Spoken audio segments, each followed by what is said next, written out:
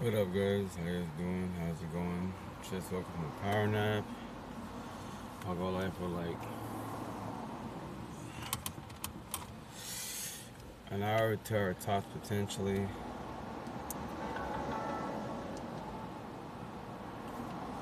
How was y'all's weekend?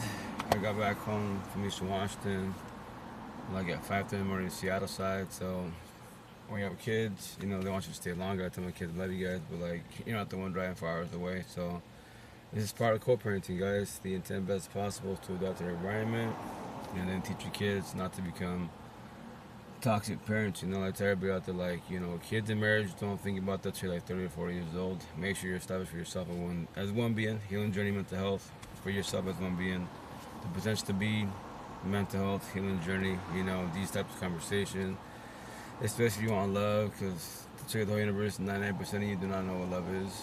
High number to use, but it's fair in a positive manner. Like, you can say you know what love is, God, higher source, Buddha, whatever you believe in, cool, but if your relationship becomes toxic, I thought you both knew knew what love is. Why is it falling apart? And that's for everybody out there.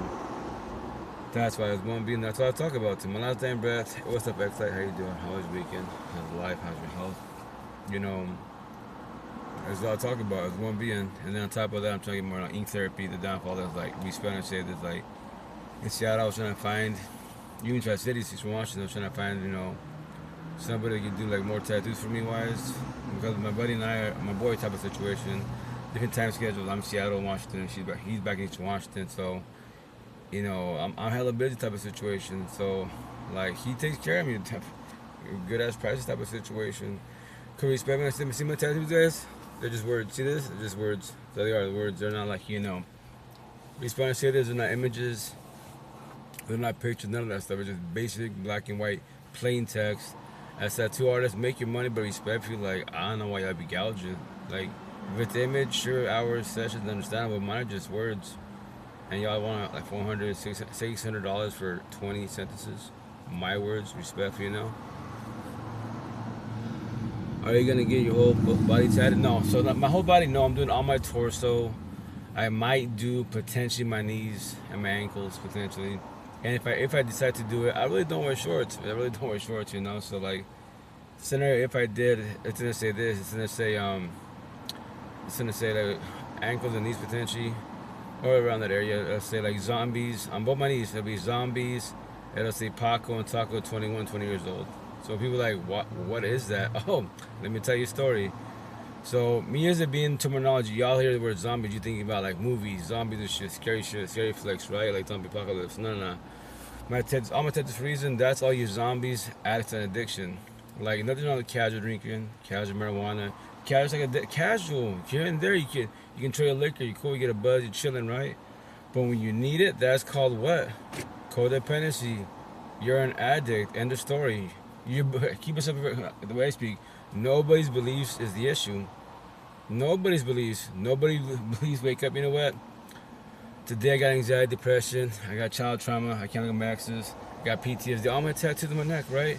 So I'm gonna get high, get drunk, take these fucking Skittles, AK pills, Hannies, and all that bullshit. No, to trigger people. Us, weak physical beings are the ones that rock our bottom. You're the one that get high and drunk. All my tattoos for reason, right? So, take my last damn breath. My knees, my ankles hurt. Not because they're broken, because I got bruised bones from my car accident.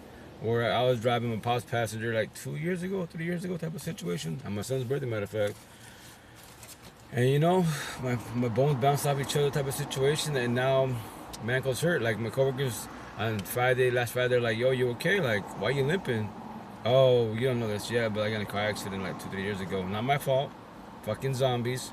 All my Ted's for reason. So, you ever see me limping, walking? It's because zombies. That's why. That's why I say the word. So, anyone's an addict, you're cooked. You're a zombie. End of story. And you're weak. All my tattoos for reason. No zombie is strong at all. Only when they start with their healing journey, mental health, rehab, these type of codependency, all this terminology. Now you become a human. You're trying to feel your feelings. All zombies, what do? They run from the feelings. They can talk about God, yo, like, why do you want to talk about God when, whatchamacallit, you're a zombie and an addict, an addiction? Respectfully. Why talk about higher source, your beliefs? Not even believe you want to talk about. We can, but hey, like after this conversation, do you want to talk about yourself? No, there's a problem. Respectfully, you know. So yeah. What's up, K? How you doing, Queen? How's your weekend? How's everything? Sorry, let me catch up to you guys. We'll chat. Does coffee count as an addiction? Well, guys, there's all types of addiction, but the most unhealthy addiction for the most part is, when you're zombies, drugs, alcohol, pills. I get it. I comprehend addiction 1,000%, but I have no personal experience. I've done it before. Whatchamacallit, with tattoos, right? Before I start doing, numbing cream, the only time I drink is then, because I just don't like the fucking feeling. My body's weak and it sucks, the pain sucks and shit. And people like, yo, like, gosh damn, we're fast. Hello? Actually, What up? hey, Yeah, hey, yeah. what are you doing? Podcast, what's going on? Uh, Mm-hmm. you have to go to the market on Wednesday. I'm not even kidding. It's not my problem. I don't come back home Saturday, Friday nights, and that's it. You know the deal is. Y'all doing that. I don't live there anymore. What's good? Hey, I'll pay you extra $100. You pay me $1 million. I'm not going back home to the weekends. Same shit, different day. Respectfully. You said Walmart? I gotta get going, dog. Later. Yo, it's another thing real fast, little off subject. Like, all you kids, young teenagers and shit, like, when you egg people, bother people, like me, I'm vicious with my words. Like, you bother me, I'm gonna tap my arm until they say 3. Like, I'm gonna 3 chances. Like, yo, watch your words type of situation. I can handle words. I don't give a fuck about words. Relevant. I know you wise, you can't.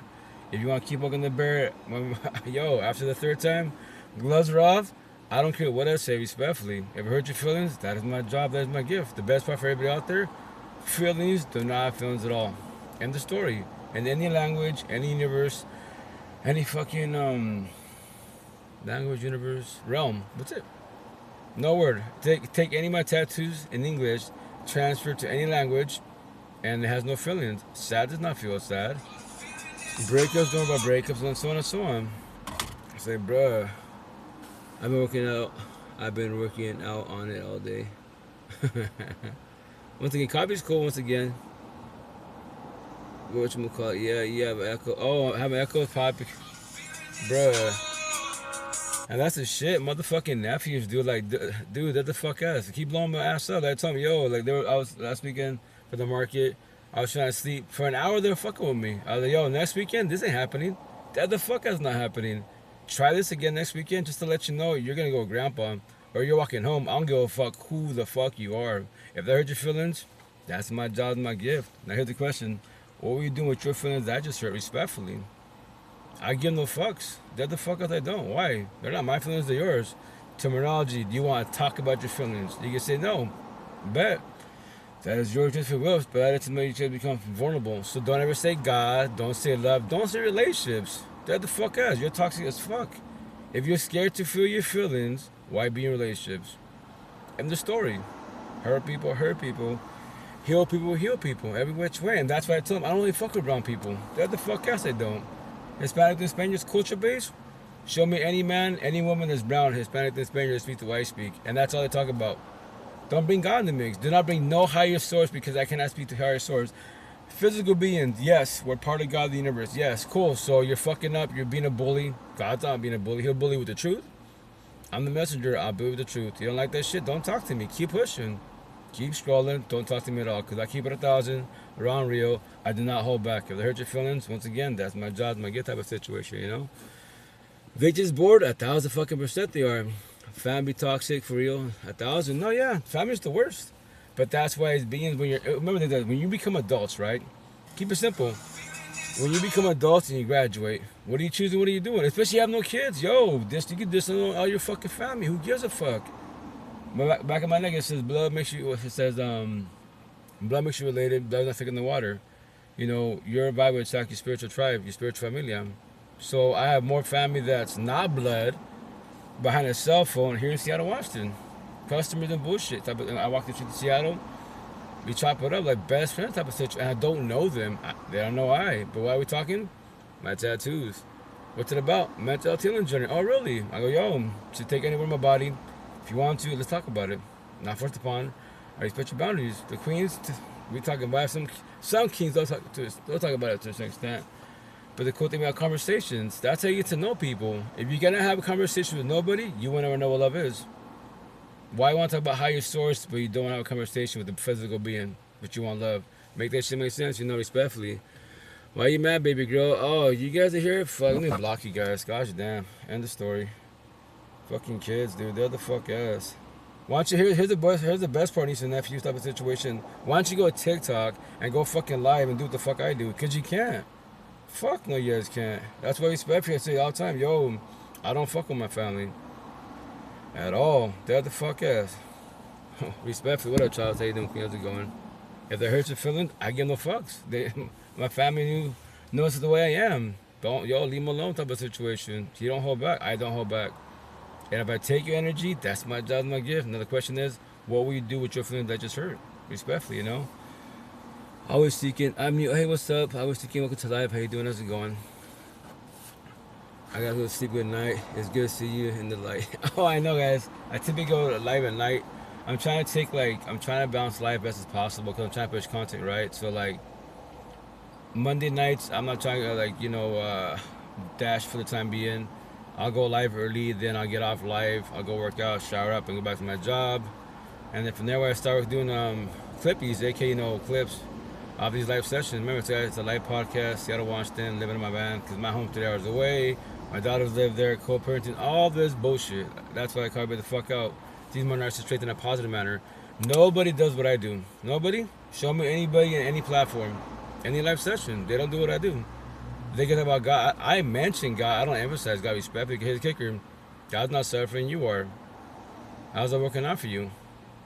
Your beliefs is good for one being, but no one has to respect your beliefs. And to remind you, your beliefs do not suffer. I'm gonna tell back and say, no one believes is the problem. It's the person in the mirror that's the problem or the issue. It's the person around you, the people around you that's the issue. It's the person by your side that is the issue. All of them are the issue in your life. Respectfully, what? That ass. That's it. That's all it can be. Respectfully. Fuck opinions. I'm gonna pull up to your crib. Pull up if you want to. You inspire me to want to be a coach one day, bro. I gotta lock in. Oh yeah, do your thing, most definitely. Whatchamacallit, every which way. So whatchamacallit, and all these threats and bullshit. Remember though, all my tattoos, no bully is a good person. End of story. To keep it simple for you guys, no bully is a good person. Don't give a fuck what they believe in. God, Buddha, the universe, ancestor, nah. Yo, higher stuff does not bully. With the truth, 1,000%. I speak the truth. I don't hold the fuck back. If you don't hear the truth, yo, don't talk to me. Keep pushing. Dead the fuck ass every which way. And that's the shit. Only boys and girls are just in a journey, not a healing journey, and they fucking talk about corny bullshit every which way. Irrelevant shit. They're blue pillars, entertainers like I used to be, NPCs. They're God and love is horizontal. What do they brag about? Their body, their beauty, their looks, their lust, their job, their money, their car, their home, and man-made bullshit. They cannot brag about themselves with their mental health. They know everything about everybody and everything but themselves. But you have to claim they want love, relationships, higher source, but they don't know shit about their mental health. To keep it simple for everybody else, because nobody says what I say, I date your mind as an associate, as a friendship, especially as a partnership, because your mind tells your mouth to move and have a conversation with I. Your mind tells your fingertips to message me. I date your mind, respectfully, every which way. Now who says that, Are you in the car with the hand puppet on the Epstein Island? I love the trolls, they're the best. Yo, trolls, none of you good. End the story. Y'all good for my tattoos.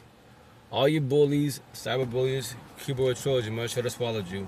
The universe would be better without you. I'm gonna tell the other side that I'm gonna say, but you're here for a reason, because you're a fuck up. To your last dying breath, if you do not ever start your healing journey, you will always be a fuck up, respectfully. First I'm sour, then I'm sweet. My words. Nobody says what I say. I'm vicious. The best part, guys, words do not feelings at all. And this story. Think about that statement really good. What? We're sad. Ever feel sad? Does mental health worry about mental health? The answer is fucking no. So why do you have those feelings? Like I used to be. You're weak. To trigger you, what? You're not strong yet until you start your healing journey, mental health, these conversations. Now you're trying to become stronger and wiser. It's only two categories, guys. If you're sad, right? Whom makes you sad? Whom? Physical beings. What makes you sad? Man-made bullshit. Well, it's stressing you every which way, you know? Baby girl, quick question. You mad you still... Oh, here we go again. Man, baby girl. You what? Yo, Damien, dead the fuck ass. Go on your own live sessions, dog. Dead the fuck ass. You motherfuckers are annoying, respectfully, man. Every which way. And that's the shit. That's why the internet fucking just block people. Don't matter, it's fucking family. That's why I don't fuck with brown people. I don't fuck with the gutter hoods at all. If they hurt your feelings, that's my job, my gift, and the fucking story. Especially as kids, I tell my niece and nephews, y'all gonna fucking suffer. And you're gonna believe in God, go to church, Buddha, whatever. Get all these fucking tattoos. And here's the best part. Your tattoos, my tattoos every which way. Here's not reason competition, but your tattoos can't teach shit. You have a tattoo of Bible scriptures. Cool, A for effort. Now teach them about the Bible. And after the Bible, take anywhere in my body. Anywhere in my body. Elaborate. Tell me your story. Can you? Jesus is not suffering. The Bible is not suffering. The church is not suffering. You're suffering. Call you the fuck out. How? Why? And for how much longer? Respectfully. If that hurts your feelings, that's my job. That's my gift. But yeah, let's talk about the Bible. After the Bible conversation, you're sounding depressed. I'm not. Respectfully, you know?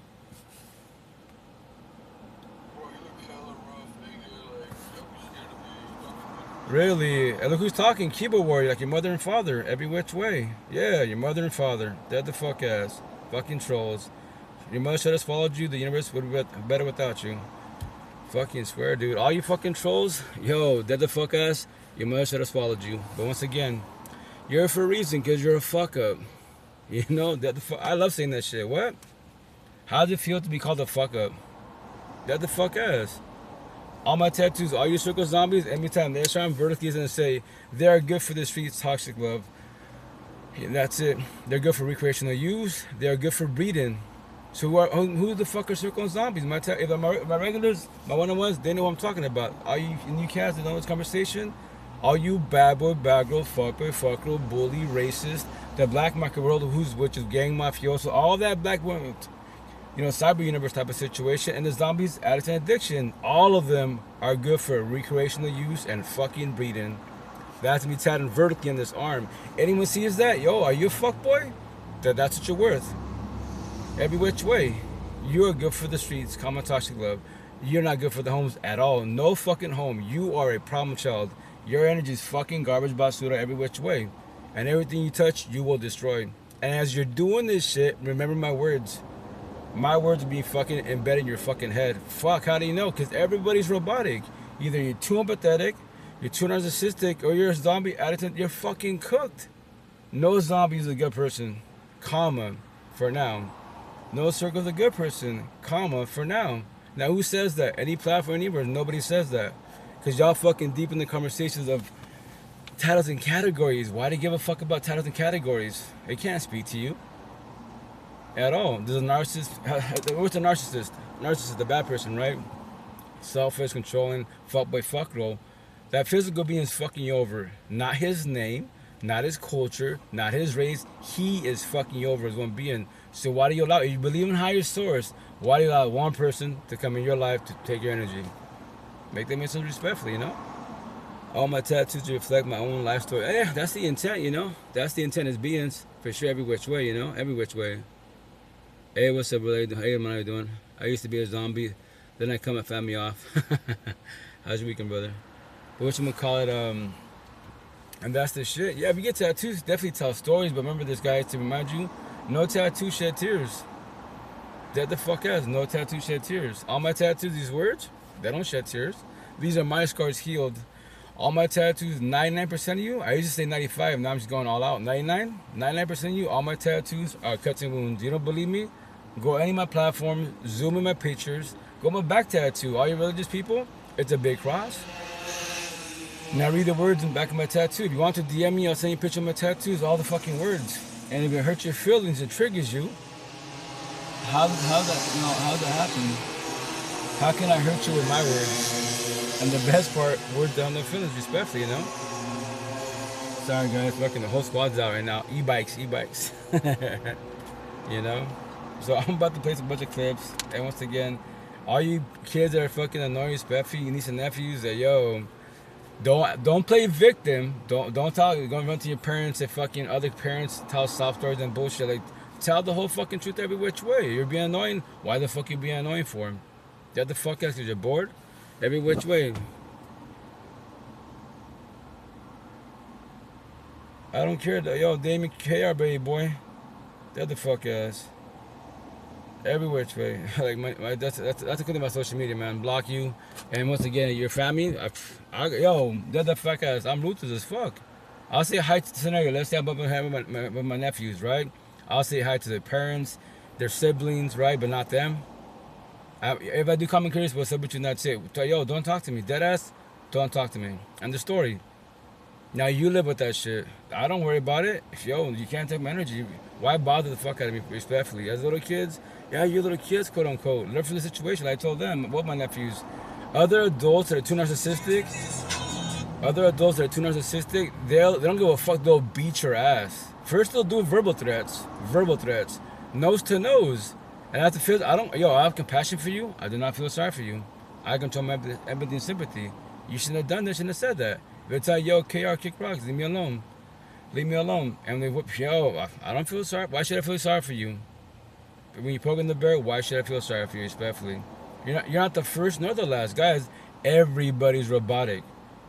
You're not the first person nor the last person that cussed out God. You question God. Yo, God, if you help me pay this bill, I'll pray more. And he doesn't help you pay the bill. Now you say, fuck God. Yeah, cuss him the fuck if you want to.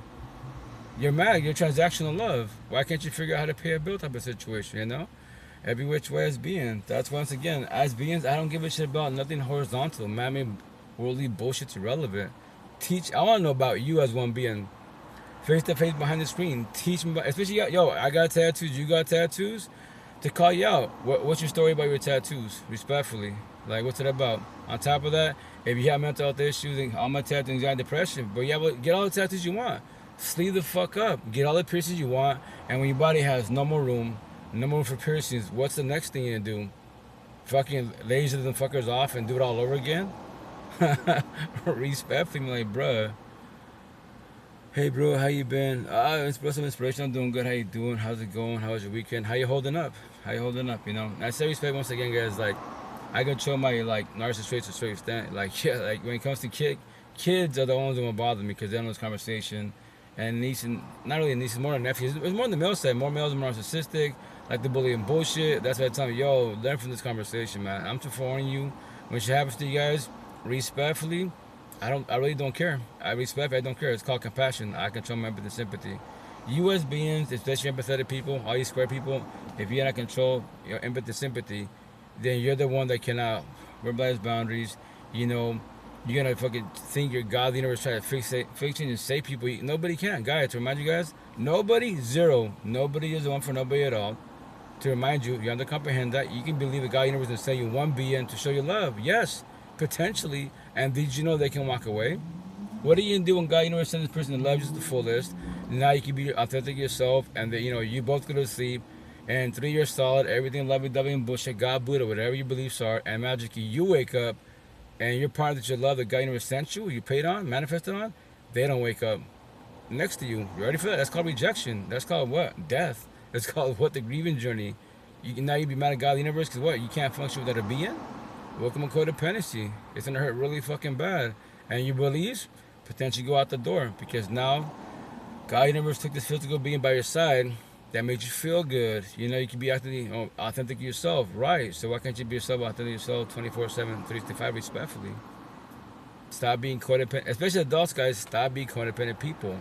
If people make you feel good, if Mammy BS makes you feel good, why can't you make yourself feel good? And what's the answer? Codependency, validation. That's the answer every which way, You talk to me so I can help you get through this.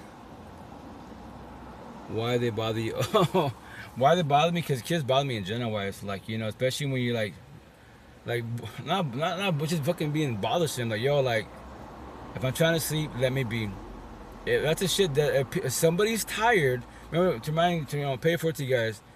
All this bullshit with BPD, bipolar borderline personality disorder, NPD, narcissistic personality disorder, NPD. Everybody got the same fucking shit. Keep it simple. They're called triggers. Don't control them as best as possible.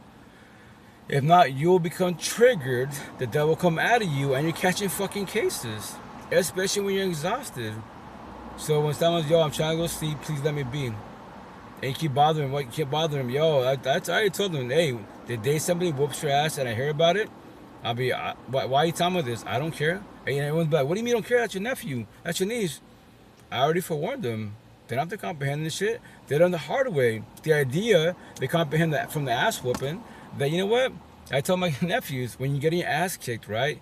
Think to yourself, what did I do or say to another person to get to this point? If you want to question them now, then do it again. And the day, you do comprehension, because everyone does their communication. If you comprehended, you will not do that shit again.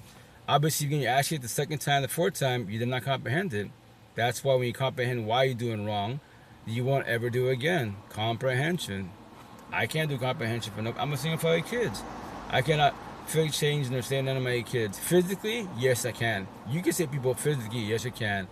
You have money financially, yes, you can. Emotionally, mentally, spiritually, nobody, zero. Nobody is God, Jesus, the Holy Spirit, the universe. You cannot take nobody's pain for nobody at all. If you think you can, like I used to be too empathetic, then go be a fixer, change your savior. You're a square and go to the circle of zombies, all these fuckboy fuckgirls, these bullies, racists, gang mafiosos, fucking the zombies, addiction, addiction. Go get involved with them, especially the partner. And when they fuck you over, no fucking way. Those angels that love God, they fucked you over. How is that even possible? They would never do that. Yo, because you don't know this conversation. You don't know what energy is. I know energy. I don't have to know you're a physical being. I see through you. Your eye is the door to your soul. In the story, I don't have to speak to no physical beings. I look at you. I go on your platforms. Square, circle, zombie. Only God can judge. Bullshit. Everybody judges. I get judged all the time. Please judge me. It's called communication. Now when you sit there, observe me, and study me, like in Seattle, be like, yo, your looks are pretty deceiving. Yeah, you probably hear that quite a bit. Yes, every day basically. Does it bother you? No. Why? I want you to judge me. Now you sat there. You made a comment as a question because of my tattoos. You sparked the conversation. I look like 10 kilos about the life, gang mafia. I grew up with the corny bullshit. I didn't fall to the streets. Fuck the streets. All my tattoos. All ghetto herds are loose playgrounds, hell on earth. Toxic love, toxic relationships. If I want love, I'm in the burbs of Seattle. Beautiful queen, beautiful energy, badass conversations, mental health, healing journey, positive talk. Nothing about politics. Nothing about the fucking streets. Don't give a shit about the streets. Why do I give a shit about the streets for? Gang mafiosos. I don't care about it's irrelevant. That's not positive talk. That's negative talk. But once again, if I want my future baby mom, toxic relationships, I'm going to go downtown Seattle, the south side to ghetto hoods. I got thousands of bodies, thousands of baby moms, but none of them be ever my girlfriend. I don't deal with toxicity. As one being, I don't deal with toxicity. I will walk away, dropping a ton of bricks. No one will hurt your feelings. But here's the situation as one being. The potential to be, I forewarn them, yo, queen, my energy is strong for you. What? Yo, you can like my energy, the conversation, that make you feel good. Feelings not factual. What? Feelings are not factual. You don't know, if you know what that means, that's Japanese to you, then you're not ready for this conversation. You know, we could be associates, potential friends, but as a couple, no, I'm not gonna babysit an adult. You know, especially not trying. You crucify me. Someone takes your energy. Let's say you have a potential partner, right? And then her father triggers her. And so I bet it out.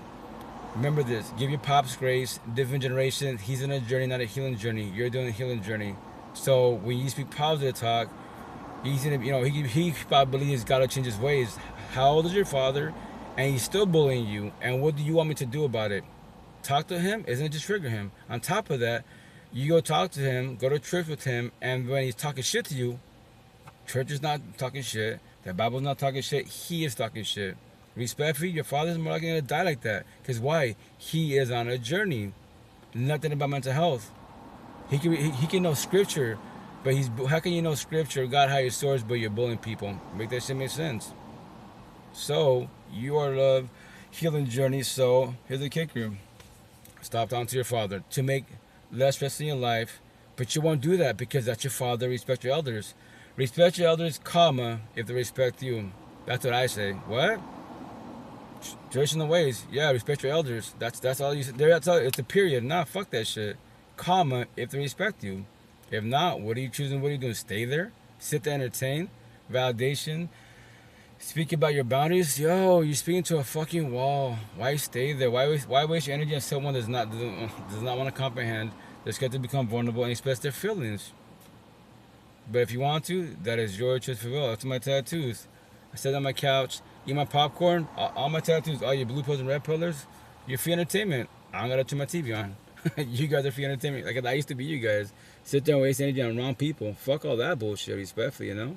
It was tomorrow doing Queen House going. July is Disability Pride Month. What does Disability Pride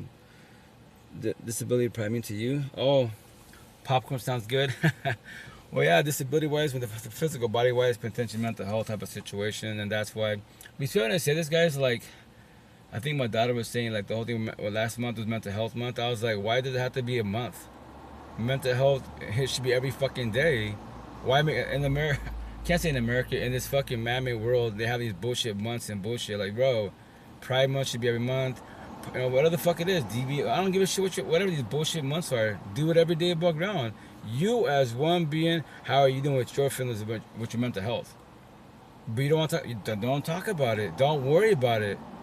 Then brag about like that's what I love Johnny Chang. Make your God and love horizontal. Brag about your body, your beauty, your looks, your lust, your job, your money, your car, your home, and man bullshit. You meet a person like I'll call you the fuck out. Oh, you say God, Buddha, whatever, but your God and your Buddha is yourself. It's the person mirror. You too selfish every which way. You too narcissistic. What? You shut up. You want to test it? Take a word of my body. Tell me a story. What do you believe my tattoos are about? My healing notes on my body. You just said God. You just said Buddha. The positive talk. Now tell me a story. You can't, there's a problem. So you're just in a journey. No matter what you verbalize, you can tattoos, you have scriptures and Buddha, all that good shit, but you don't know shit about yourself as a being. But then once again, to call you out, if you don't know you and you do not know what love is, why even offer it? Deadass. And that's the shit. We're all raising correctly. Everyone's stuck on what? One fucking big phrase. I think he's tied multiple times on my body. But it's called the generational cycle. The big word all of us are stuck on what? The generational cycle, comma, for now. Only you as one being can break it. Oh, you? No, I can't break it I got 8 kids. I can't break it for my 8 kids. I did it for myself. I get my fucking massive, my family's hella massive. I can't do it for them. That's why to trigger them in a positive manner, right? I call everybody out. None of my family, from Washington State down to Mexico, back to Spain and motherland, which I've never been to Mexico. I've never been to Spain. None, zero. None of them can teach me anything about my tattoos. And they got tattoos, I got tattoos. They go to church, think about higher source, but behind closed doors and toxic ass relationships. So you know church, the Bible, higher source, and manifestation, all those terminologies, categories, but you don't know your toxic ass relationship at home behind closed doors. Make that shit make sense respectfully. You have a lot of healing to do. Fuck that shit. Why stay in toxicity?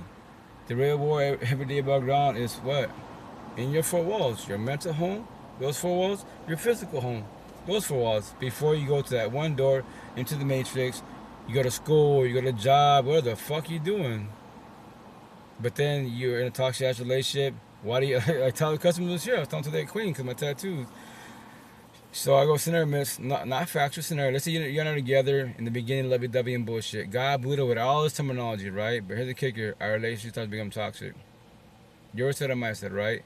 And then you and I are both, we love our jobs, we love the universe, all that great shit. But both of us, when we get in our cars, we're dreading to go home to, you fucking sigh, fuck, I gotta deal with Joanne.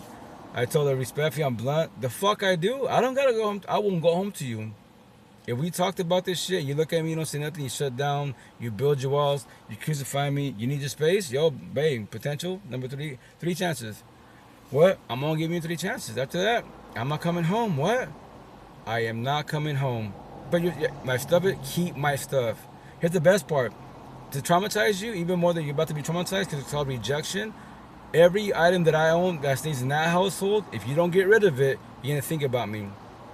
So it's better to get rid of all my shit, because you don't see a pen, you don't see a computer. That's mine. You have memories. So physically get rid of it. Donate it. Do what you got to do. That's less trauma on the overall. Now you just got memories. There's nothing to look at in those 4 walls of me to remind you of I type of situation. And I'm being nice. I don't have to say that. I do not. Boys behind me, no healing journey. They'll fucking sit there and you're gonna get destroyed every which way. And remember this, it could be a pencil. Babe, I forgot my pencil. Can I come pick it up? Don't fucking open the fucking door. Why the fuck you open the door for a pencil? Leave that shit outside. Drop it out. Do what you gotta do, but don't open the door. Because once again, then they come in there, all that toxic bullshit. We try again, lock eyes. Oh yeah, try again. Now y'all fucking kissing, making babies really fast. But you hate each other, but you love God. Fuck that toxic bullshit, respectfully, you know? I shared a bed with disability civil rights leader Barbara Toomer because our relationship wasn't toxic. Oh, that's awesome, hell yeah.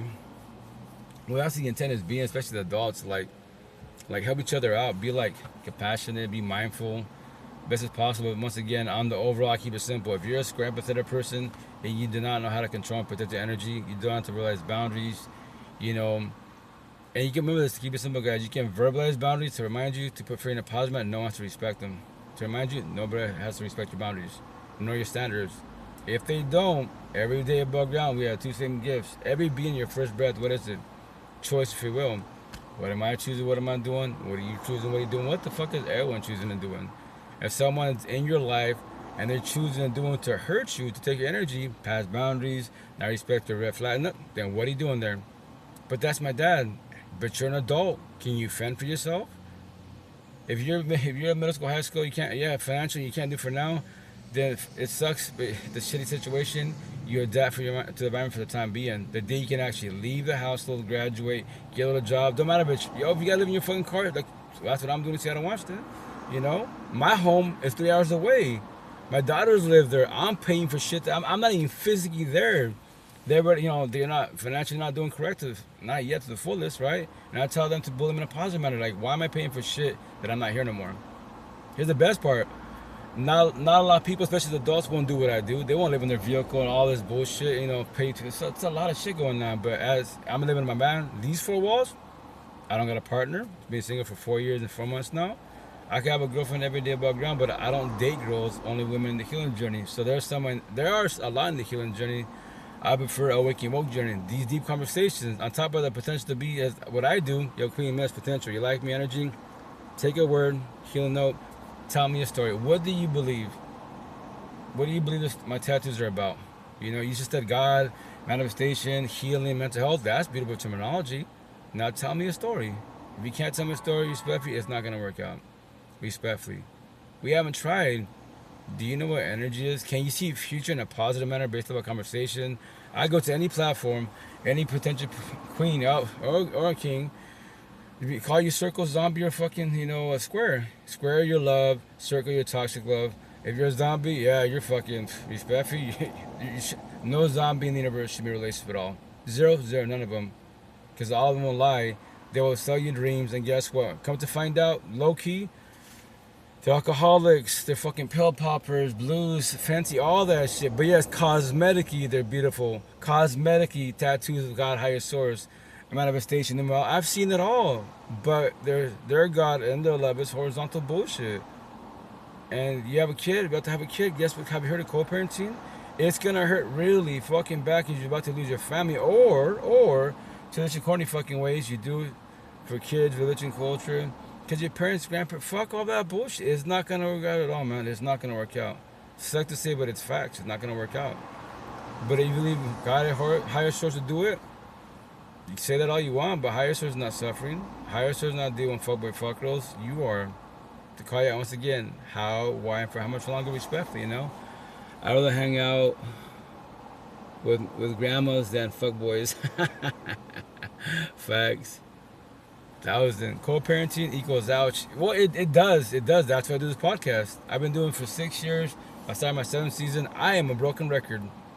To my last dying breath, I would say the same shit word for word, only as one being if I study somebody else, or in my mind, I'm always talking to myself, okay, what else can I say to make it more simple, black and white?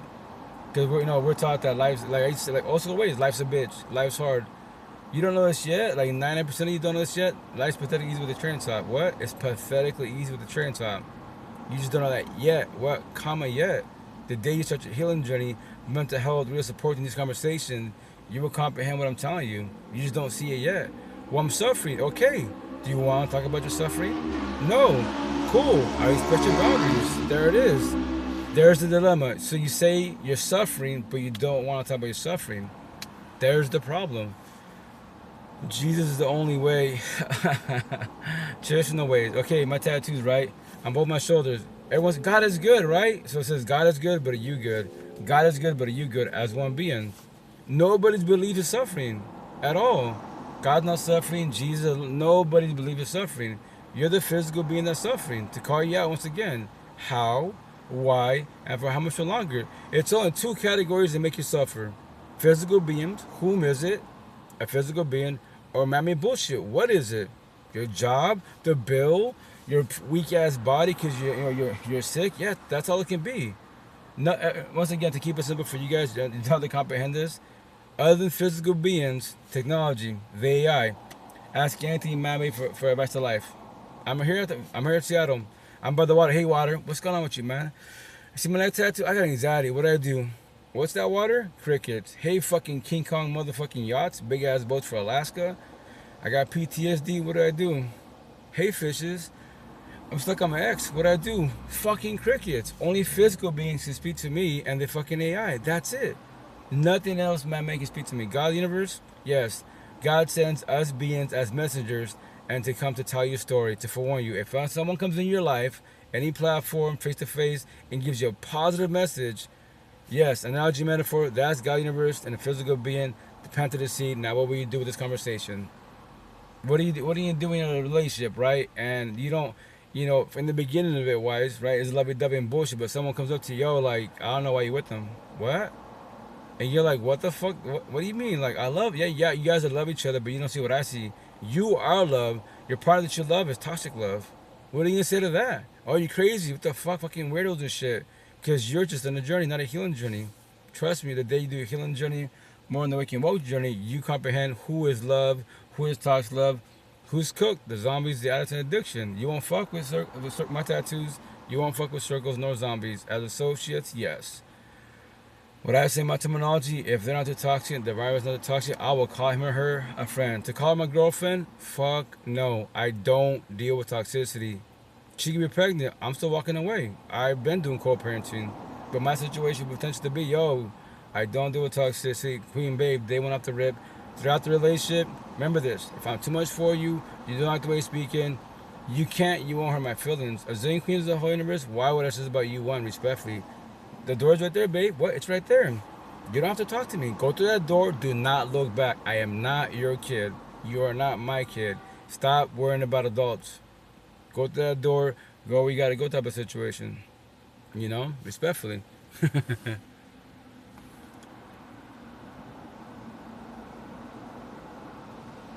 Finances, yeah. Love conquers all, brother. Oh yeah, no, love is the answer. God, the universe is love. All my tattoos. If you're empathetic, overall, you are love. You're worthy of love. The downfall is if you don't control and protect your energy, and you do opposite trap because you see the good in people, that's your flaw. Anyone says that corny ass fucking comment, like I did till I was 39 in this lifetime, 18 hearts to 45, when you say, I see the good in people, not knowing you're about to self-sabotage your life. In reality, you self-sabotage your life because you will give circle of zombies too many chances. You'll give them 1,000 chances plus. I promise you will. You'll bitch about your parents, your siblings, your ex, your best friend. I'm the one that will tell you, well, why do you talk to them for? Well, they're suffering, right? But they always take your energy. And then when you need help and guidance, you put your fucking hand out. Crickets. They talk shit to you, they mistreat you, and you're still like a dummy like I used to be. You're called a people pleaser. You cannot fake, change, or save anybody in the universe at all. You're not God, the universe reminds you. God gave you a gift, cool. So you have the gift of what? To take people's pain away? That's highly impossible. Nobody can take nobody's pain at all. At all. Zero. The only the person who can do that is God, the universe, Jesus. Because, once again, Jesus is a physical being, part of God, messenger, all the great jazz. Yeah. That's the only purest being in the whole universe. Everybody else, we're all fucking flawed every which way. You can't go to your triggers. The devil's in all of us, and so on and so on. But once again, if you want a better, less stressful life, you only fuck with squares. I promise you that. If you want a better, less stressful life, if you're a square, loving person, empathetic person, you want love, only vibe with squares. Push all circle zombies away. Because respectfully, what do we all do? The bigger, all of us, what do we do? We all tell sob stories. We all play the role of victim. Boo-hoo me. I don't have parents. My parents, I have one mother, I have a father, whatever. My siblings being to me. In middle school, high school, I was bullied. In toxic relationships. Went through a lot of shit. You're not the first nor the last. Everybody's traumatized. You know that, right? So, only vibe with squares. People doing the healing journey, mental health, positive shit. They're only vibe with them. You'll have a better, less stressful life on the over. I can guarantee that. $1 billion that I do not have, you'll have a better stressful life. I guarantee that. Because everybody else talks sob stories, too narcissistic. Sorry, I pray for you and that's it. What? I gotta keep having bullshit excuse. I gotta keep going, go to church, whatever. Push them away. Because you as a being don't have control and protect energy at all. If they bully you, you feel like I used to feel. You feel guilty to do reverse psychology, match energy. Fuck all that bullshit. Match energy. That's why I said, yo, if you play dumb, I'll play dumber. If you play stupid, I'll play stupider.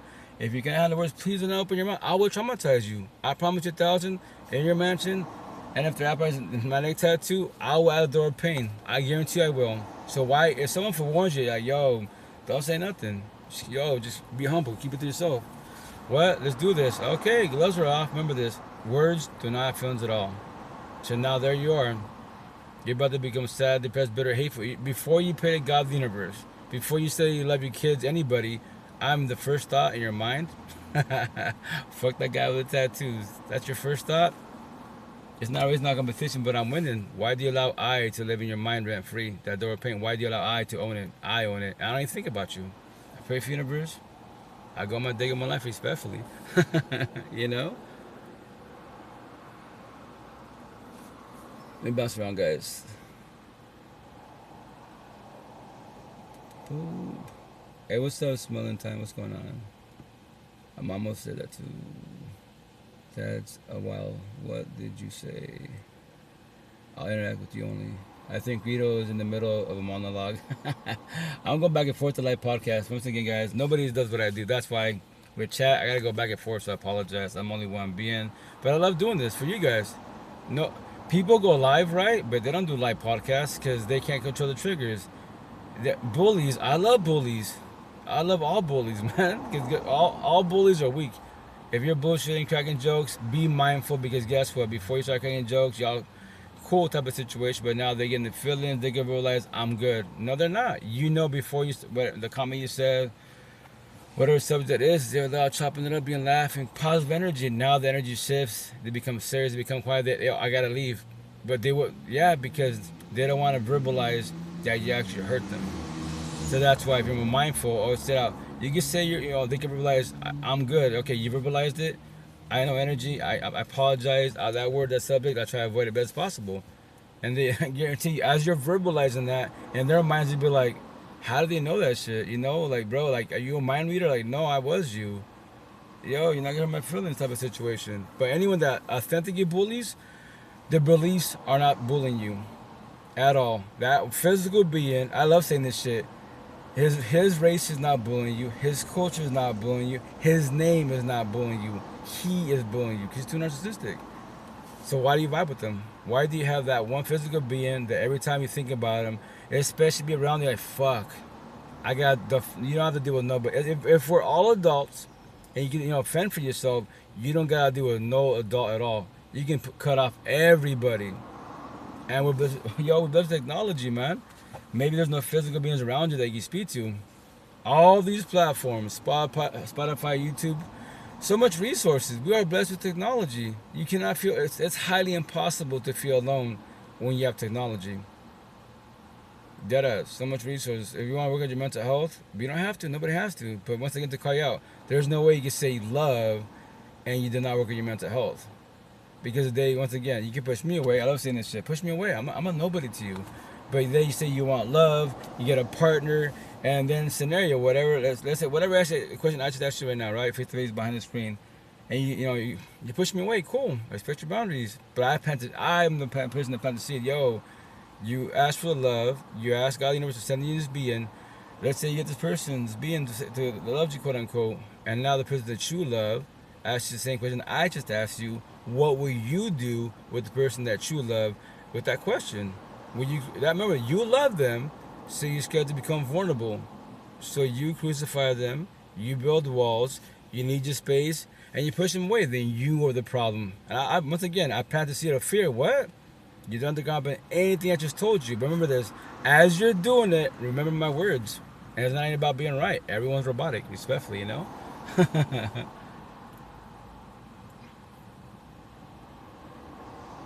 Do you want to have a dialogue? Okay, maybe we can talk some other time. Oh yeah, most definitely, guys. Yes. Hey, what's up, number one? Welcome to life. How you doing? How's it going? I vote dialogue. Say it again. Do you want to taste some sweet, extra sweet, delicious boy pussy? I don't care about lust. Respect me, say lust. Lust is whatever. Do you like to taste the smell of fish? Bruh, all you fucking adults that talk about lust, yo, you're all good for the streets, toxic love. None of you good for the homes, love respectfully. If they hurt your feelings, that's my job, my gift. If all you talk about is mammy bullshit, horizontal worldly things, all my tattoos, y'all good for the streets, comma love. Comma toxic love. None of you are good for the homes, comma love. Everything you touch, comma, you destroy. You are, here's the best part, all you empathetic queens, whatever you want to call yourself, goddess, starseed, astrology, I've heard everything. Beautiful conversations, beautiful the way you, queens run the motherfucking universe 1,000%. But here's the kicker: all you empathetic queens, goddesses, quote unquote, whatever terminology you want to use, how the fuck y'all end up dating fuckboys? And you met them at church, they speak your tongue, your energy, all that. You have shit in common, but they're fucking being emotionally and spiritually abusive. They're emotionally cheating, they're physically cheating, and they're whooping your ass. And you claim to call yourself a goddess. Whatever term you want to use, yo, nobody's beliefs is the issue at all. It's the person by your side that is the issue. So why do you stand by your side? Do you pray, plan, hope, manifest that magically one day God, Jesus, the Holy Spirit, Allah, Buddha, Muhammad, the universe, the spiritual, your ancestors will magically wake up your partner and he will love you like you love him? Yo, queens, how's that working out for you? Your mother, your auntie, your abuelita grandmother, till this day with your grandpa, 60 years deep, and your grandpa's still a fuck boy, whooping your your grandma's ass, abuelita's ass, and he's that fucking emotion cheating, and goes to church every Sunday. Allah, Buddha, Muhammad, I don't give a fuck what the belief is. Nobody's beliefs is the issue. The issue is the person in the mirror, which is you. It's the people around you that is the issue. It's the person by your side that is the issue. All those three are your issue as one being. Respectfully, nobody says that. Once again, as one being, I'm just trying to make this healing journey for the whole universe pathetically easy, black and white. And it's not about being right. I don't want you to, especially empathetic queens. 9 times out of 10, all these platforms, you empathetic queens, you comment, you go to chat, in Seattle, Washington, face to face. You talk to me. All my tattoos for a reason, every which way, to get your attention every which way. That's all. It's not for validation. It's to get your attention. And the best part, they're just words. No feelings behind them, respectfully,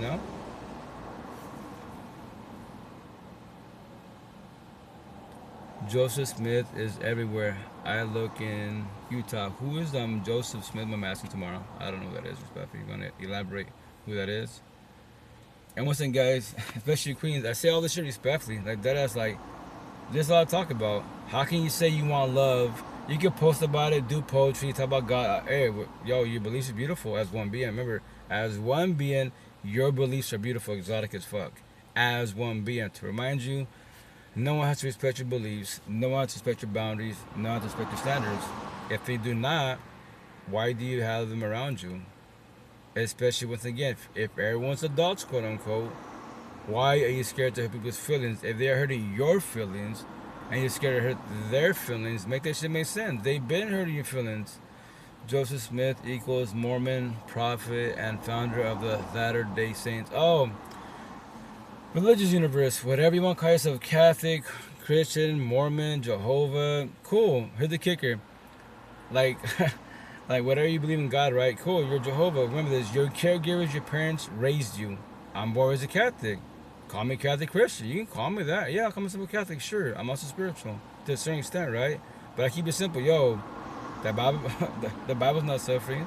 I love saying this, like, church is not the issue. The Bible's not the issue. God's not the issue. Jesus is not the issue. The Holy Spirit not the issue. It's the beings in the church that are the issue. More on the male side, they're more narcissistic. I gotta figure out how to, do the correct terminology, because that little saying that I say will be tatted on me. As one being, everything I say a billion times, repeat it so many times, it'll be literally tatted on my body. I tell people, especially here in Seattle, Washington, my tattoos, nothing against the Bible. It's a modern day Bible of mental health. Very, like in Seattle, like this older lady today, she's like, you have a lot of words on you. I've only seen your arms and your face. You have more? My chest, my back. What? If you want to, what I do? Got my cell phone, respect your boundaries. It's my back. Oh, you're religious? Boris the Catholic. So those are like Bible scriptures. Obviously, you see for sure scriptures, but no, that's my healing notes. What? I take my personal stuff or anyone that says something positive or negative, I'll put it in my body because I know it would trigger people's feelings. And she's like, but why do you want to trigger people's feelings? Miss Cream is when I say that because it calls your feelings, not my feelings. If I'm a nobody to you and I hurt your feelings with these words in my body, how can I take your energy if I don't know you? Respectfully, the cherry on top of that, what's up for that? Someone, how you doing, Queen? That's the, what you want to call it, on the top of that, I don't know you. Like, how can I take your energy? And the best part, you can push me away. Every time you see me, avoid me. But here's the kicker. You saw the word of my body. You know the subject. To your last dying breath, and our mind is strong titanium. You know that, right? Or the weak built like a piece of paper. So that, let's say the word stupid. It's the word stupid, right? But it's your trauma because your father called you stupid, your ex. They bullied you with that word, right? But that word, now you, in your mind, you block it. You close that door of pain. You hide it from yourself. You will do common for now until someone or something triggers it, whatever time frame, 5 years, 10 years from now, and now someone says stupid. All the flashback memories come back. Yeah. Why are you scared to work on that word? For everybody out there, that's why I tell people when it comes to mental healing journey, work on the most recent pain, current events.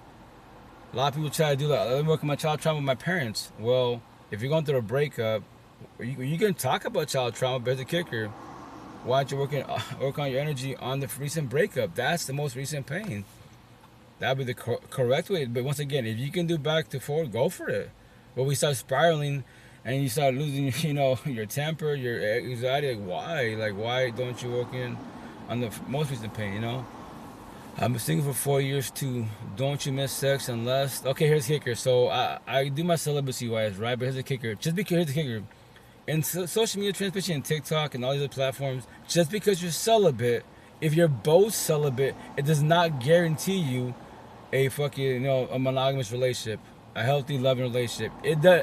Every conversation, every relationship starts with love, even if they're fucking sociopath psychopaths, zombies, as an addiction, because there is love common for now. If you know your eczema neck tattoo, what the red flags are of them, the boundaries that they pass, that you passed, what you compromise with, right? Now date yourself. What's my love languages? What are my standards? There it is. Now you know you. So the potential to be, as they're happening, what do? You verbalize boundaries. And when you verbalize boundaries, potentially you might hurt their feelings, but they're not yours, they're theirs. Or sit there and compromise. Well, I know when you start dating, I don't want to be mean to them. Right, but my analogy metaphor is better to, a 2-day break. A 2-day breakup is better than a 10-day breakup, and so on and so on. Not physically when I say this, my little poetry analogy metaphor is better to die today and tomorrow. Not physically, guys. Please don't do that. Emotionally and spiritually. Because yes, in the beginning, we all say the same shit. Like the Bible, the verse line, when someone asks you about your relationship, how were they in the beginning? In the beginning, yes, lovey-dovey and bullshit, all that shit, yes. So when did it go from love, which is consistent, it's the answer of all. When they go to toxic love, when they go to the spark is ending, when they start passing boundaries, why are they pushing away? They verbalize we're good, and you're not good. Hey, what's up, Mana? What's up, people? How you doing, Mana? How's it going? Welcome to light. What's up? How's it going? But I say once again, guys, respectfully, once again, if that's your partner, that's what I focus on, guys. If y'all want love, right, you gotta be able to talk about everything. Oh, my free to fullest. If not respectfully, it's not gonna work out. What? For in a positive manner, it's not gonna work out. You're gonna stay for too long, and that's the flaw with a lot of us. When you start this healing journey, especially more on the waking woke journey, be like, fuck, I stayed too long. Yes, you did, but give yourself grace. Everybody out there, that's what I'm Johnny Chang, man. He's a beast. That's a correct term. If you knew this conversation, trust, you will not stay for too long. But you don't know this conversation, you're learning about it, you're studying about it, give yourself grace. And the intent And the next relationship to be whatever time frame it is, as red flags are happening, when I tattoo XXs, you verbalize the boundaries, the red flag. Yo, check it out. And they can say day one off the rip, I'm not a jealous person. Cool. Just don't listen with your ears, listen with your eyes too. I actually been on the words. So if they're being low key jealous, yo, babe, shit up. Been 5 days now, and you know my situation. I speak to a lot of queens, thousands of queens. They come and go behind the screen, face to face, right here in Seattle, Washington. So let's say she's out. I'm not a jealous person. Cool. You can verbalize that, but I'm gonna study observe you wise. Because if you are low key jealous, it's not gonna work out. I'm platonic, not passing down these conversations, and now you're jealous. What? Well, you always talking to females. Yeah, I am. I'm not the one chasing them. Once again, they got my platforms. They, you know, in Seattle, Washington, see my tattoos, and we're just talking about my tattoos. They got tattoos, I got tattoos, or simple, they have no tattoos. But just what? Why do you have all these words on you for? Just mental health healing journey. That's all it is, you know. And once again, if that hurts your feelings, that's what you talk about, babe.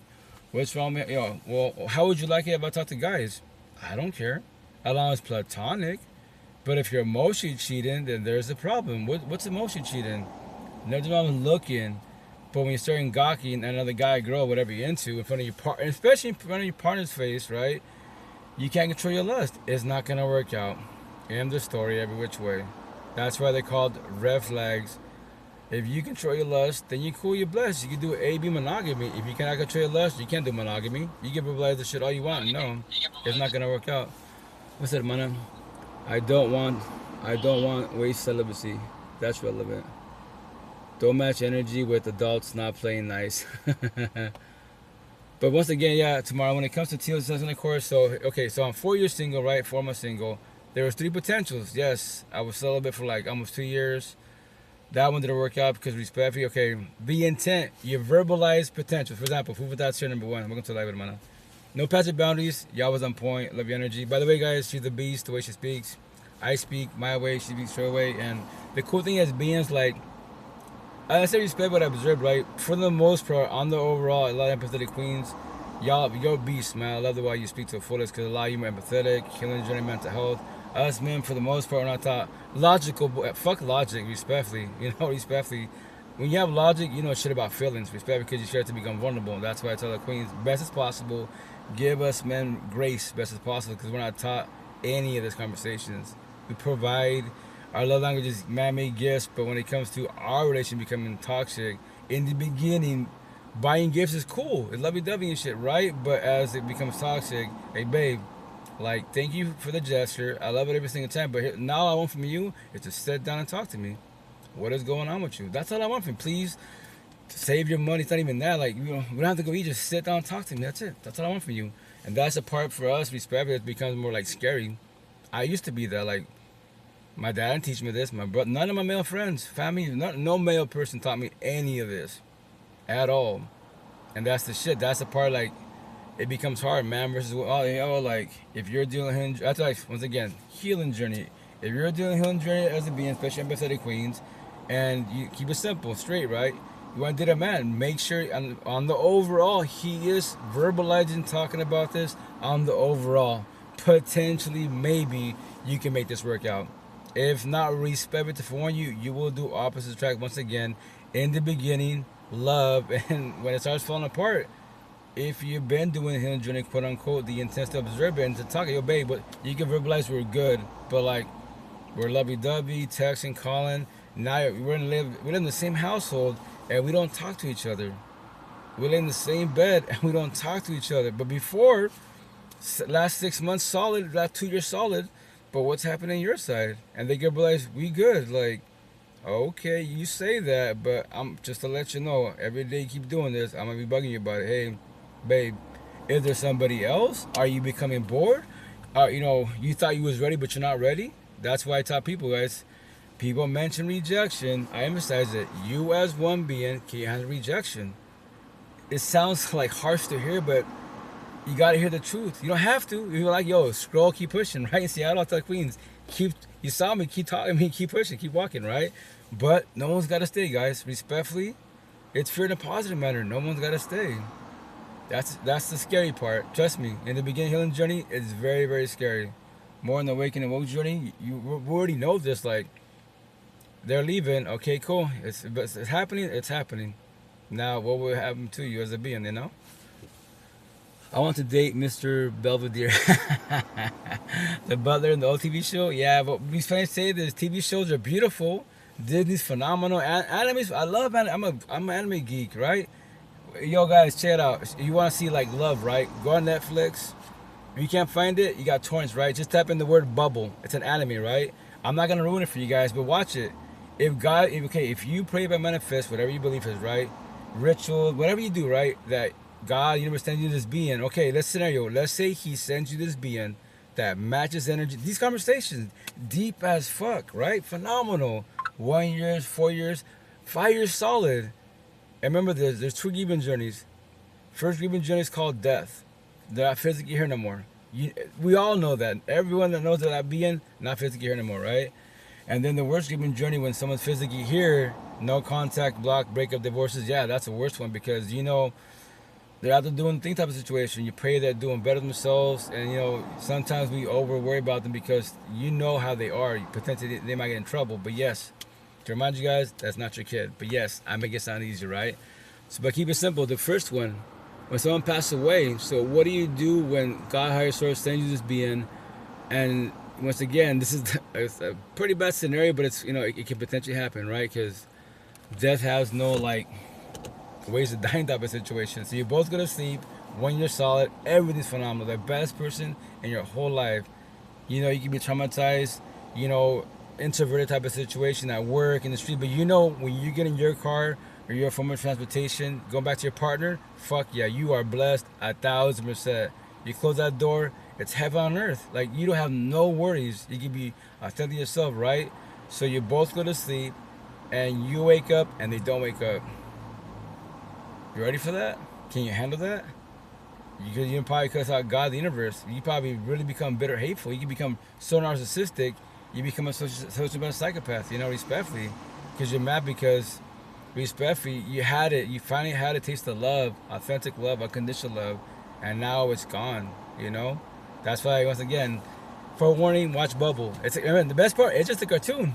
It's not factual. It's a cartoon. It's not a movie. It's not based on a true story. It's a scenario. That's all I love anime. It's all a scenario. As it being, I worked to myself.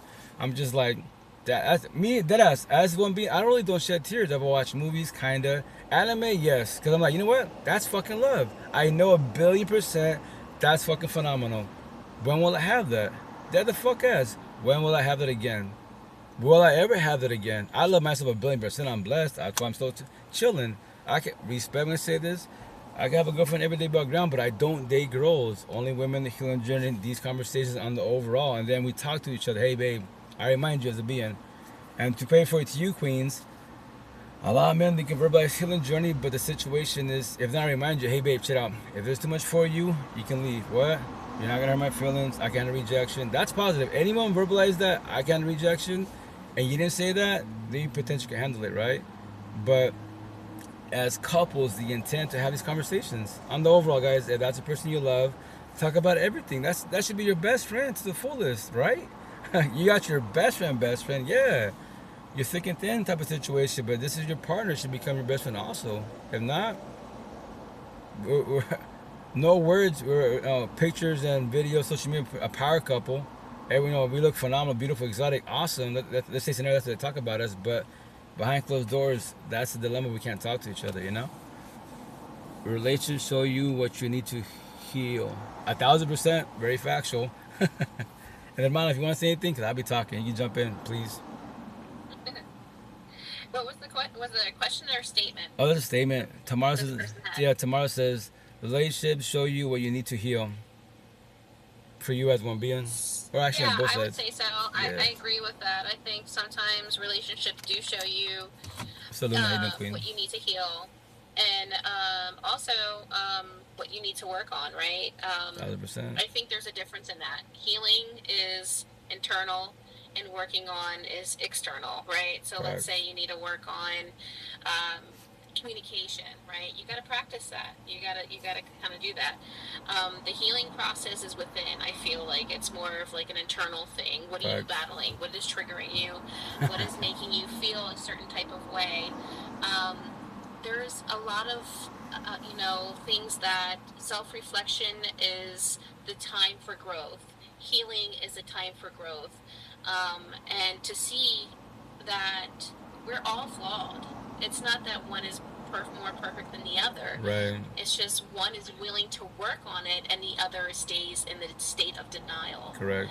And that's where we need to kind of come to grips is instead of pushing it aside and not wanting to speak about it and acting like it never happened or you didn't have any fault in it or it was all their fault. I think that kind of doesn't you don't take accountability. Facts. There's no accountability taken. So there's no growth in that. You know what I mean? Thousand. And so I think as women, we deal with a lot of self-reflection, I feel. Yeah. I feel that we're very emotional creatures naturally. So we do that naturally. Correct. But for men, it's like, so Chloe, don't queen. If I really look within, I may not like what I see, and I cannot deal with that. Right. Right. And I feel as though in our society, we have brought up a lot of men to not deal with the pain, not deal with the hurt, not deal with the emotional state. It's almost like it's okay to be numb. It's okay to not feel, but I feel like that's not right because obviously then one feeling that they can express is anger, right? Oh, yeah. So they become more angry either internally against themselves or externally against their partner. Correct. And I feel like there's a lot of resentment. There's not those tools to express oneself. Correct. And it almost puts them, it's almost preparing your son to become a man and you're preparing him for failure. Basically. Like you're not giving them all the tools. Correct. And I think that does a disservice to a lot of men that are now trying to comprehend other things like the emotional state. Right. What is it called? How does it feel? Right. How to deal with it? Correct. How to express yourself in other manners. Like they're learning that now in their 20s, 30s, and 40s. Like it's a cycle that needs to be broken, unfortunately. Facts. It's very, very, very factual, and that's why I say like, I was again, me as a being, I recommend this people like put them in technology, right? Spotify, YouTube, all that great jazz. But Religious Universe, Johnny Chang. Remember this, guys. As long as you're mindful, patient, and a little open-minded, someone speaking, you don't have to comprehend anything they're saying, but maybe something to say might get your attention. You know what? I like the way they say that. I never thought of that. You know what? I should work on that. That's a positive. You don't have to believe in God, but guess what? Take the words God out. Someone just tell a story, you know? So Johnny Chang, Religious Universe, Sati Tim, Buddha's Teachings, Universe Wise, and then Counter Therapy, Laura Wheeler. Take those three. That's only three people, podcasters of 1 billion on Spotify, right? And they're just telling stories. That's all they're doing. Once again, I promise you 1,000. Whatever word, healing journey wise, they say anxiety. Spotify, just type in the word anxiety. Professionals, people like myself, just telling stories. That is someone speaking about anxiety, you know. And that's the shit. You're just whatever. You're walking, you're working out, you're just going for a walk. And someone speaking, you're like, damn, some deep shit. I never thought that's positive, you know, because that's now you're doing mental health healing journey. Or if not, I tell my kids, you know, like, y'all just watch your reels, do all this shit, but you don't want, distract yourself from your feelings. A lot of us are scared to stop, turn around, face the person mirror, and work on you and your mental health, especially more on the male side, because on the overall, us more men are narcissistic. We're not taught none of these conversations. Why did I stop my healing journey at 30? At 39, not 18, not 29, 30 fucking 9. But I'm blessed, you know, at 39, because guess what? A lot of people my age or older, especially on the male side, suffering to this day, and they have everything man made. Pretty boys, $1 billion, gang mafia, all this mammy politics shit, but right, mammy titles, but behind closed doors, toxic as fuck.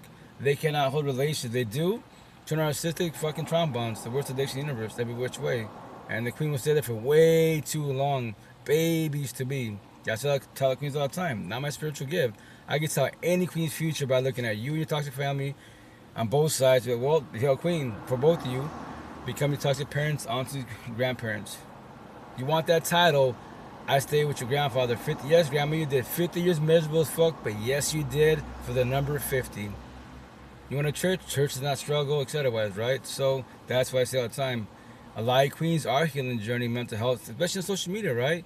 So vibe with people. If you keep it simple, straight, a man that's doing on the overall, just conversations. They can talk about it, mention it, reels. I tell people use reels. I'm not speaking. People thought you're not speaking. They say with potentials. I do all the time. Got push play. What? I want to hear your response first. I'll go. I know what I said. I talk about it all the time, right? But I want to hear your response. And they say, well, I don't know anything about that. Okay, but you don't know about that. So scenario, we're doing that scenario, and you don't want to talk about it. Then there's the problem. But yes, you're beautiful. I love your energy. You love your body. Yeah, but when it comes to this situation, that lets me know you're gonna push me away. Then, so why respectfully? Why even try? The boys behind me, they give no fucks at all. But like 90% fuck boys, and they love God, respectfully, you know.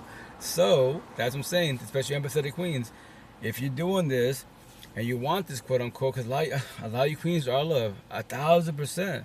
I was born narcissistic. We're the ones that traumatize the shit out of you, and you respectfully God, you never becomes your spouse. You're scared to take a leap of faith. You're not all men, all women. It's like me saying, my first baby moms, all women are, nah, you can't say that. You say a lot of environments. Behind the screen, where do you live at? What's your environment like? Maybe if it's a ghetto hoods, I'm not gonna ghetto hoods, there's no love there. Respectfully, there's no love there at all. A little bit of love, a lot of toxicity, right? So that's your environment. Respectfully, you won't find them for quite a while. Go somewhere else, the suburbs, nice areas. I'm sorry?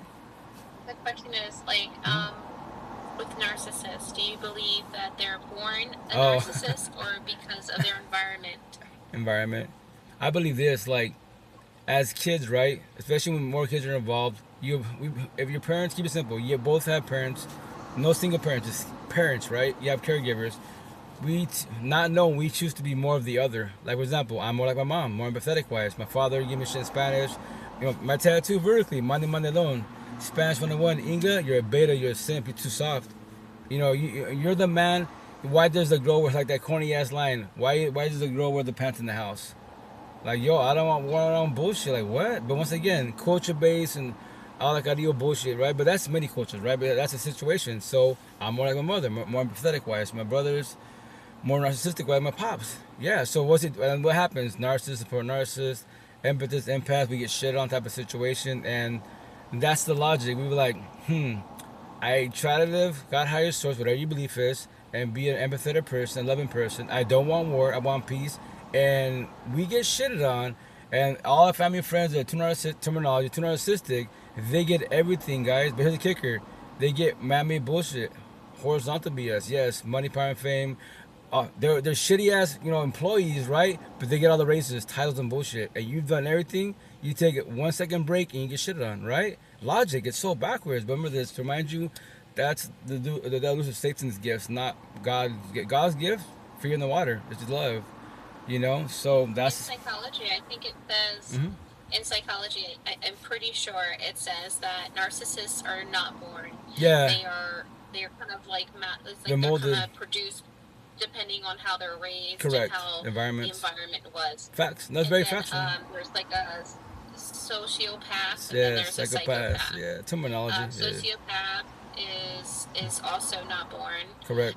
But a psychopath is born that way. That's what they say. That's what they say. So if we know that narcissists are not born that way, then our society, in essence, the root cause of narcissists is our world, right? Yeah, the environment.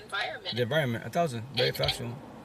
Correct. It kind of makes sense when you say that in the city life, suburbs. There's more narcissists in there due to the fact that you need to push aside the emotional state and you need to hide it. Correct. That's your shield. You need to act like nothing bothers you. You're numb. You need to act like a certain way. So of course you're going to raise narcissistic individuals. Facts. I mean, that should be a given. Correct. But the thing is how can we get to the root cause and change it instead of pointing the finger at the existing individuals that are doing it? I get it. Yeah, hold them accountable. Right. But let's go to the root cause. Let's really think this through. Right. And let's really change the habitual cycle that can be broken. As one being. So like that's what it's called, the generous cycle. you break it for yourself, and if you can't, pay it forward. That's the way to like slow down the spiritual warfare. Is like you said, get the root cause. That's what I do. I can go to anybody's household. Let's say I go to your household, right? And my terminology, I point to everybody. You only think I'm crazy. I'm gonna be like, you and Mana square. Let's say your brother's too narcissistic, little fuckboy. Oh, he was circle. Let's say your scenario not factual. Your father's an alcoholic. Booger sugar. Oh, that's a zombie. He's cooked. So all I'm saying is walk in any household, square circle zombie, square circle zombie, and everyone's looking at me like, what the hell? What's wrong with that guy? He's gonna be crazy. Like, no, I'm separating you guys because you're square, you're love, you're a circle too narcissistic, you're a toxic lover. Zombie, you're cooked. You don't want to feel your feelings, respectfully. You're gonna run back to what if someone's being mean to me. I want to become numb. I'm gonna go speak to God, the universe. Yes, because right now you was a human, you was coherent. Now you're cooked until whatever time frame you sober up. Now you're human again. Will you want to feel these feelings? Do you want to do these conversations, mental health healing? No, I don't. Cool. Go back to what you know. Respectfully. Yep. So that's the only way to do it. Like here's my belief, right? To slow it down on the overall, that's why I'm so blunt. A lot of you queens, yes, you do have some narcissistic girls. Sure, I get it. But on the overall, a lot of queens are love, healing journey. These conversations, why do you think majority of you queens are on these platforms, my followers in Seattle, Washington? Males, we're not taught this. They'll try to talk to me, but then when I get personal about it, hey, well, shit out. What I have a cell phone tattoo. I love when they ask me on the male side, well, it's the cell phone. If you use it correctly, or you're good. If it's incorrectly, what do you mean correctly? Especially if they're a couple. Well, a scenario not factual.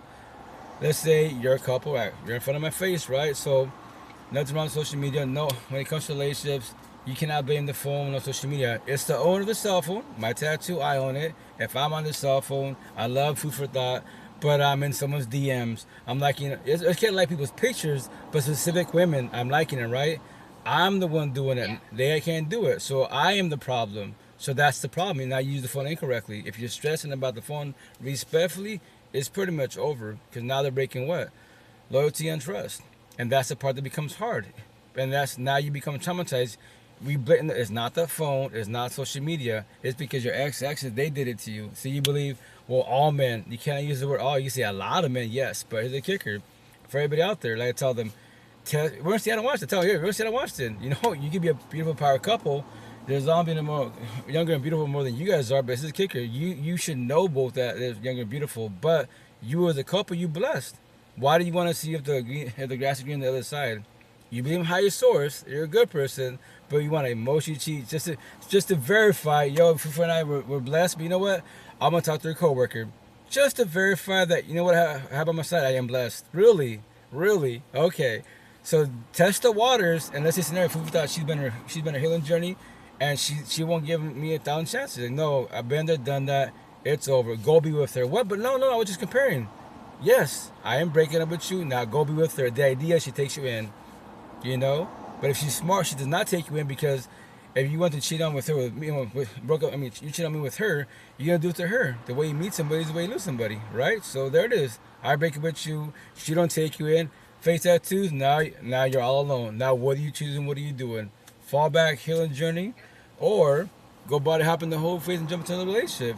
That's the type of out there. If you observe somebody doing that, every which way, there's a problem. Don't get involved with it. Anyone doing the body hopping whole phase or relationship after relationship, that is a walking red flag. Every which way, do not get involved with it. As partners, negative. Associates, maybe friends, support teams. But no, if you cannot control and protect the energy, you start locking eyes. It's physical touch. It's a hug. You text each other. Control your feelings, man. If not, my terminology, scenario in mind, we go from hugs to making babies really fast. Because it's physical touch. You got to control it best as possible. If not, then what? I told you before that I love you, go to church, everything, and then I ghost you. All one of the skins got to go. One for the books. And now you're going to be in this belief like, physically, we exchange energy, I took it from you. Emotionally, spiritually, you can retract it. You won't feel guilty. You won't feel like, I tell the queens all the time, did you sell yourself? Did you set yourself to be ghosted? Did you ghost him? No, you believe that you're going to be a couple. He told you everything. The downfall is he sold you a dream not knowing. If you knew these conversations, red flags, might have to X-axis, trust me, it potentially got to that point. You would have walked away knowing you're going to hurt his feelings. Because why? Because you know what his intent is with you. He's trying to sell you a dream and you're not falling for that. That's beautiful. And yes, You're gonna hurt his feelings. Boys and girls are too narcissistic. They hate rejection. They hate the word no, all that good stuff, because they're supposed to discard you. They're supposed to say no to you. You know. Now when you build your strength, then that's what I'm saying. Like what you call? Hey, what's up, Kim? How you doing? How's it going? How you been, King? What you call? How's your weekend?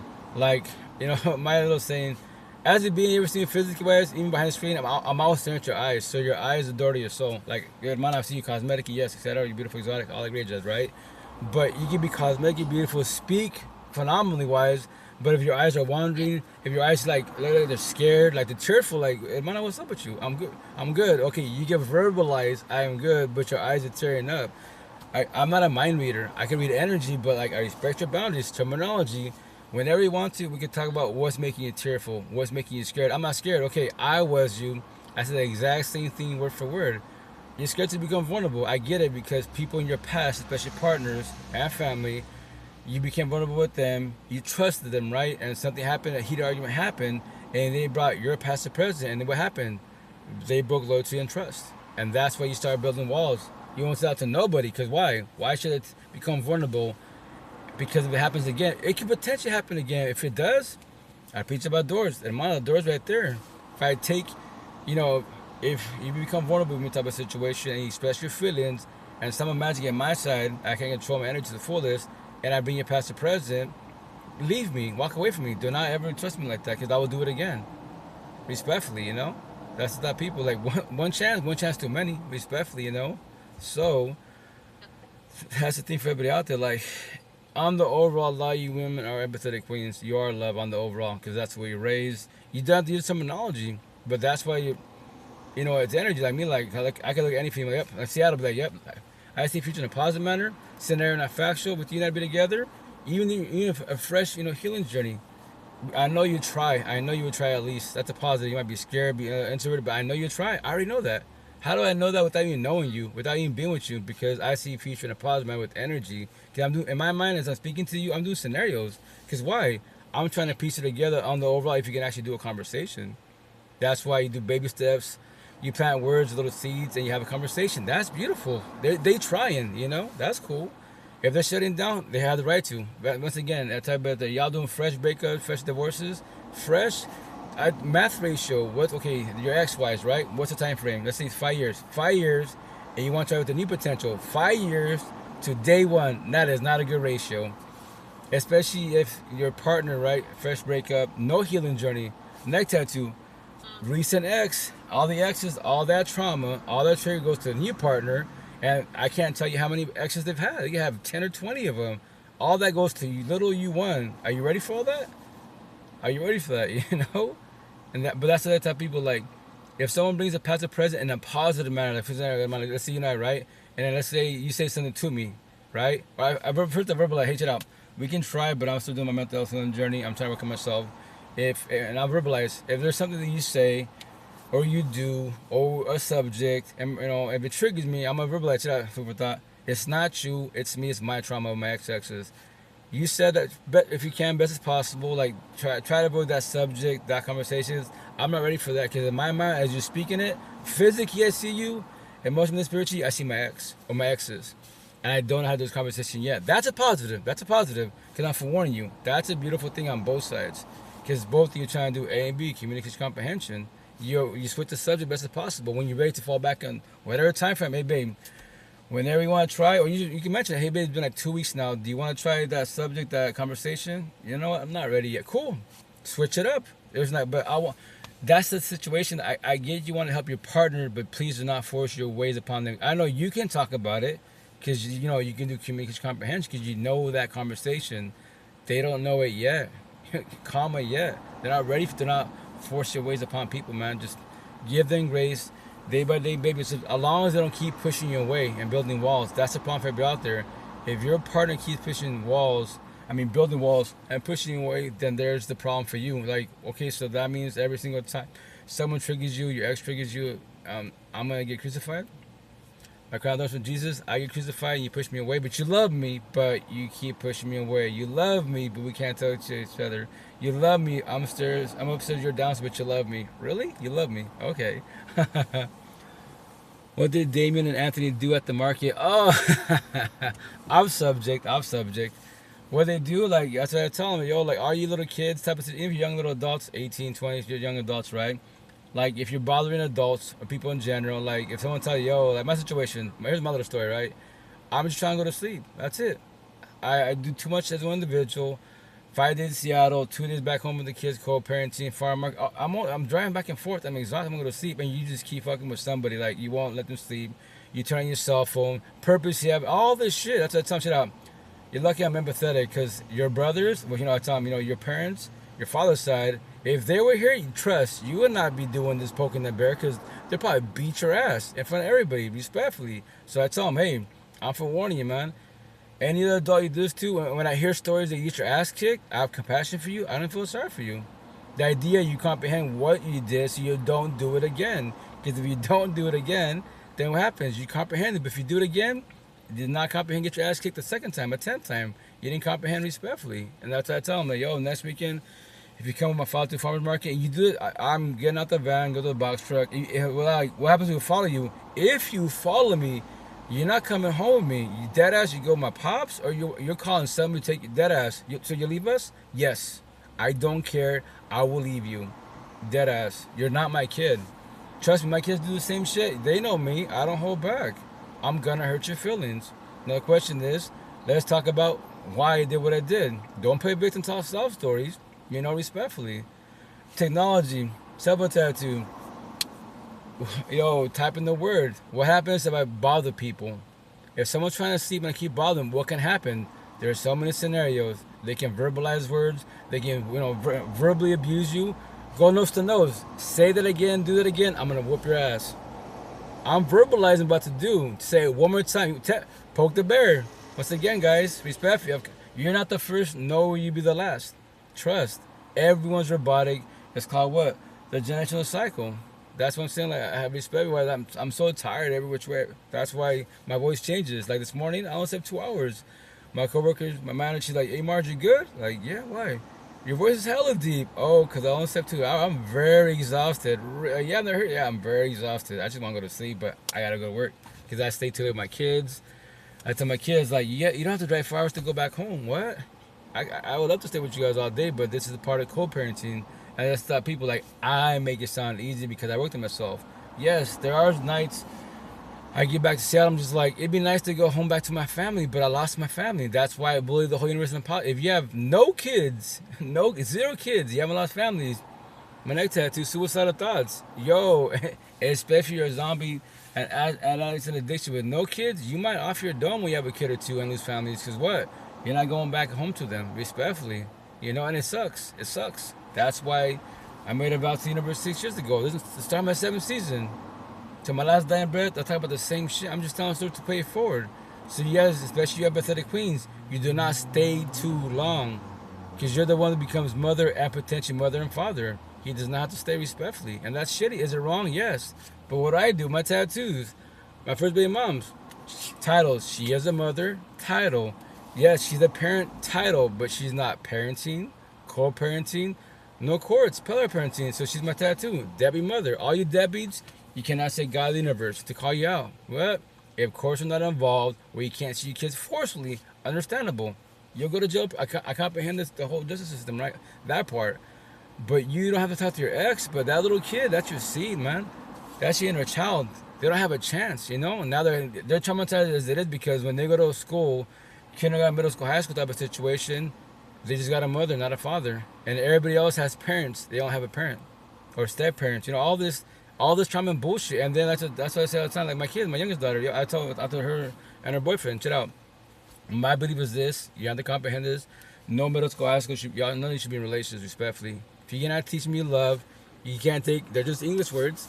Tell me a story with my tattoos, you don't have conversation, but I get it. Feelings, locking eyes, I get it. I was you once upon a time, but you don't have conversation yet. And on top of that, you can be lovey-dovey and be a power couple. A lot of people that are traumatized, they're jealous, they want to test the waters. They end up shoot their shot knowing that you're a couple, just to forewarn you, what? And the question for both of you, will you fall to lust? For both of you, And you be, higher source is not about to fall to it. You could be the devil, sure, but he planted a seed. but that was your choice for real, you know. But me, I told both of them. But here's the kicker: I call everybody out. If you're single or in a toxic relationship, and you see another power couple walking the streets, you know, and you always see them all the time at church, at Starbucks. Let's say food with thought, right? Let's say scenario. Food with thought has her partner, right? Love me doing bullshit. Every time I see them in Starbucks, I don't know them, but every time I see them in Starbucks, like, damn, look at that. That's beautiful as fuck, man. Hell yeah. Every single time, the way she looked at him, vice versa, lovey-dovey, that's phenomenal. That's fucking beautiful. When will I have that? You know what? I'm going to test some water. I'm going to start with basics, a hi. Then I'm asking for social media. And from little by little, what's up with you? And then when you start expressing your feelings about your problems with your hubby, I jump in there, slide through the DMs, and little by little, I become the devil. I'm testing, offering lust. And then, like, I call it the if lines. I'm pretty much guaranteed there's got to be a book about this, right? Be like, scenario, like, what every time about your partner complain about him, he's jealous, he's controlling, you'd be like, I'll be like, hey, food with thought. If he was with me, I wouldn't be jealous. Whatever he's not doing, I will offer it to you. Now I put the ball in your court. It's on your table. What? I got your attention. Either A, check it out. Thanks for the thought. Thanks for the gesture. But here's the kicker. All I want is just to listen and hear an opinion. Please respect my, no, I love my partner. We just having a little issues. That's positive. And the situation on my side is fit your boundaries. I don't keep pushing, but I keep trying. I am the problem. But I love God, the universe, but I am passing boundaries. It's not the devil, you know, the devil's in all of us, right? Or the situation, it'd be cool. I respect your boundaries. Or just keep trying, you know, until what? That's a downfall when you talk relationship. When your relationship starts with love, and it was a toxic love, you're emotionally vulnerable. Dead the fuck ass. You're emotionally vulnerable. Someone says something positive, you're like, damn, you potentially would shoot your shot or pass boundaries. You know what? Let's try this. No, like, higher source, you believe higher source, God, Buddha, but you're about to cheat on your partner you love. Make that make sense respectfully, you know? So, once again, that's why I do all these live sessions with the whole universe to tell stories. To pay for this is raw real life, guys. Raw real feelings.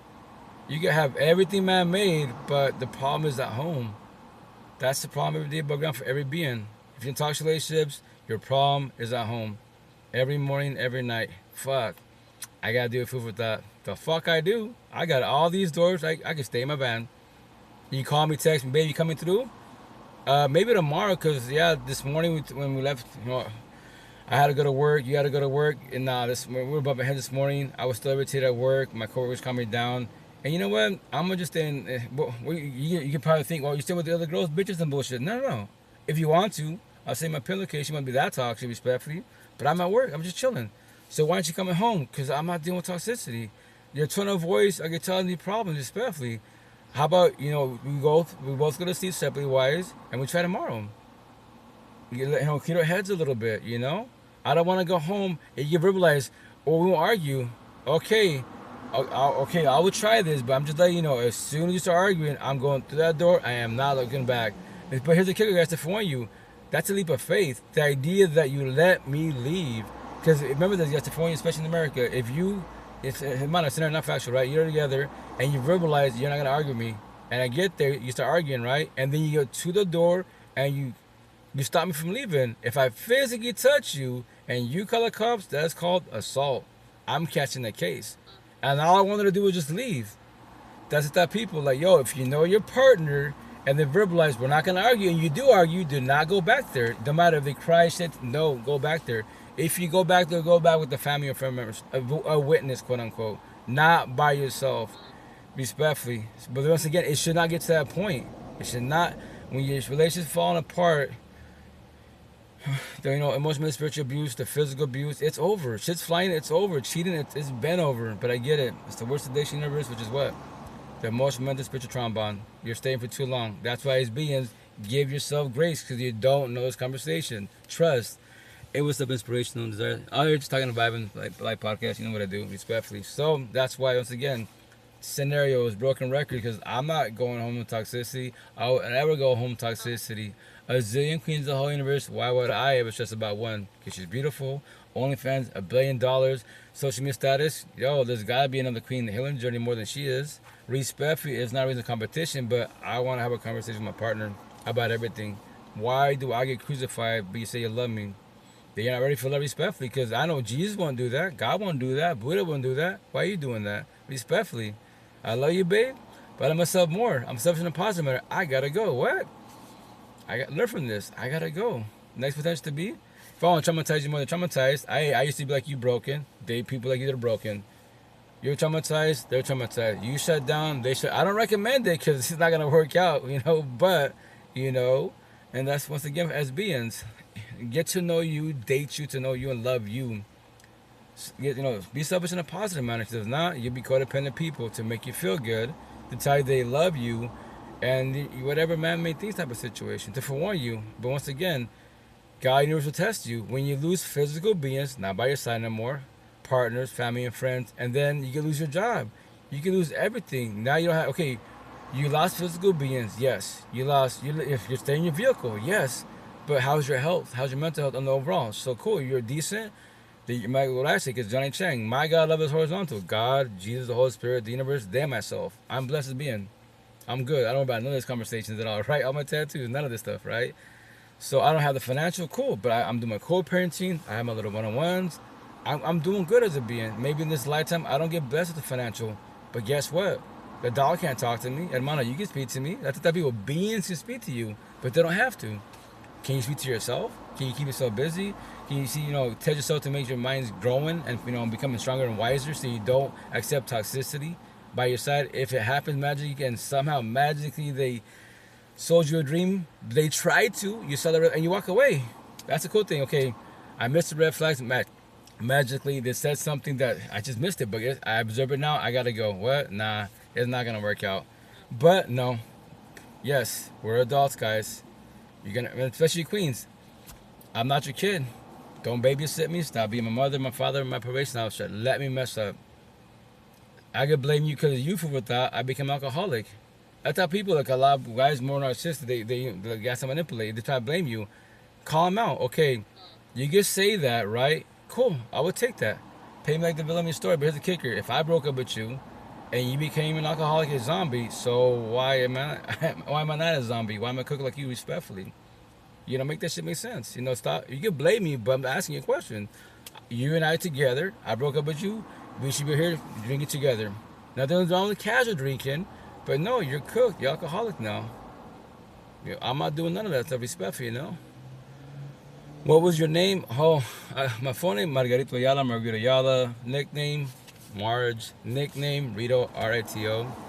So whatever you want to call me, coach, I don't care. Here's the kicker. My title is a title and that's it, Nothing more, nothing less. So I'm the physical being. As physical beings, this is how you get to know people as beings. It's not the title, it's not the category, it's not the culture, it's not the race. It's the being in front of you, So that's why, especially when you're on partners, the intent is to have these conversations on the overall. So, best as possible. And my hermana left. 2 seconds, I gotta check out to make sure she's okay.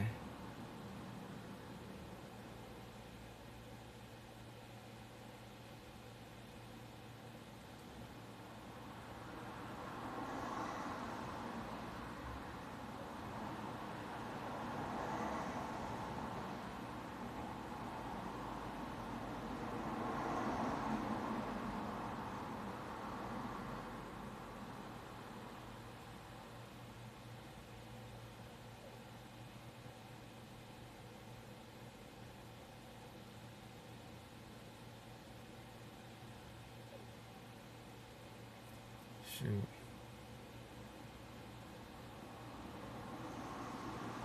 Sorry, guys. I was chatting with him now.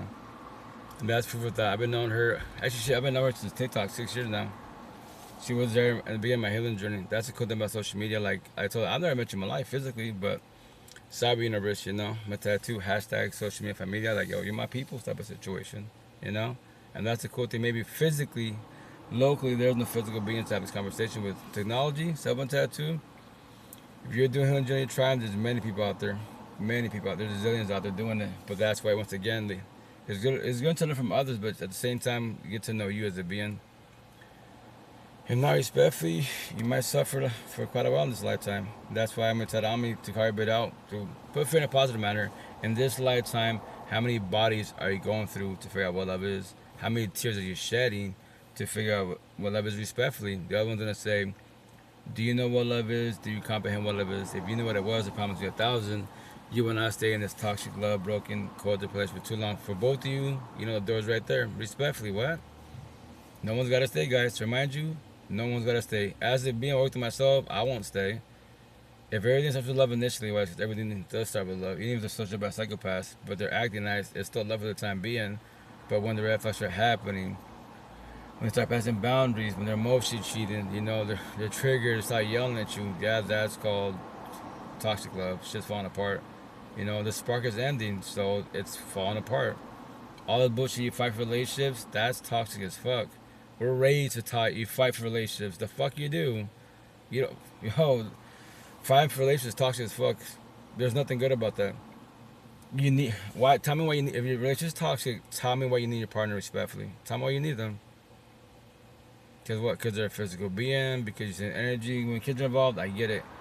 I'm a certified kids that loves the family type of situation. But you know, a two-parent household is better than one. Yes, if it's the relationship's healthy, a two-sided relationship, A, communication, B, comprehension on both sides, best as possible. Everyone's unique, everybody has their own beliefs, but on the overall, you're doing this conversation, especially with your partner, especially when you have kids. If the relationship is one-sided, a toxic parent is not gonna work the fuck out at all. It's better to squash it, which isn't gonna hurt 1,000% because kids are involved. Try to do co-parenting. If it's not working out, you have courts, pillar parenting. You got your time, I got my time. It's trust me, in the beginning it's really hard to do because it's feelings. You know, she doesn't want to see girls around her kids, vice versa. I don't want to see guys around my kids. All that shit. It's because of feelings. That's why I tell stories to pay forward, so you don't become me and many of us. But you both believe in higher source. But if you want to join the Bay Mom Bay Father Divorce Club or corny ass fucking ways through thick and thin, then cool. Become all your toxic parents on both sides. Toxic uncles, aunties on both sides. Toxic abuelitos, grandparents on both sides. All of them together, miserable as fuck behind closed doors, and they stay there for the kids, religion, culture, because the family did it. How's that working out for them? And they brag about what? Because the idea they're older than you, right? You're the kid, grandkid, niece, nephew, right? But they got status.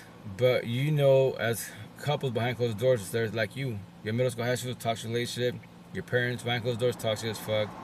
Aunts, uncles behind closed doors in that mansion, Bugatti and bullshit. But the Bugatti's not the issue. The mansion's not the issue. Your aunts, uncles, that's the issue. Two people behind one building, behind that door, that's the problem. That's the flaw. You know, respectfully. So that's the shit. That's why, once again, as being, I talk about the same shit to my last dying breath, because that's all I care about. I want to know about you. To get my attention, tell me about your healing journey. I would love to learn about you. Why? I want to know your mindset. I can observe it and study it, but I'm not your mind at all, but I can tell your story. I can observe your energy and elaborate as possible. You can say verbally, I'm strong. Well, your mouth said you're strong, but your eyes are the door to your soul. Why are you eyes teary? Why are you scared? I'm not scared. If you don't see what I see, you want to, you got my cell phone, I record you. They look at your eyes. Let's study your eyes together. Your verbalize is strong, but look at your eyes. They look teary-eyed, they're scared, they're moving around too much. Why are you nervous? You know, why my situation, I'm always staring at your eyes. I stare at your lips and I stare at your eyes. Dead ass. Because I'm trying to study you, because your eyes are the door to your soul. Every which way. That's why I love this saying, which I'm going to tell the army, not from me. Whoever created it is a beast, right? But it's 3 words. Well, it's 3 sentences wise. Not even really a sentence, just 3 words in general.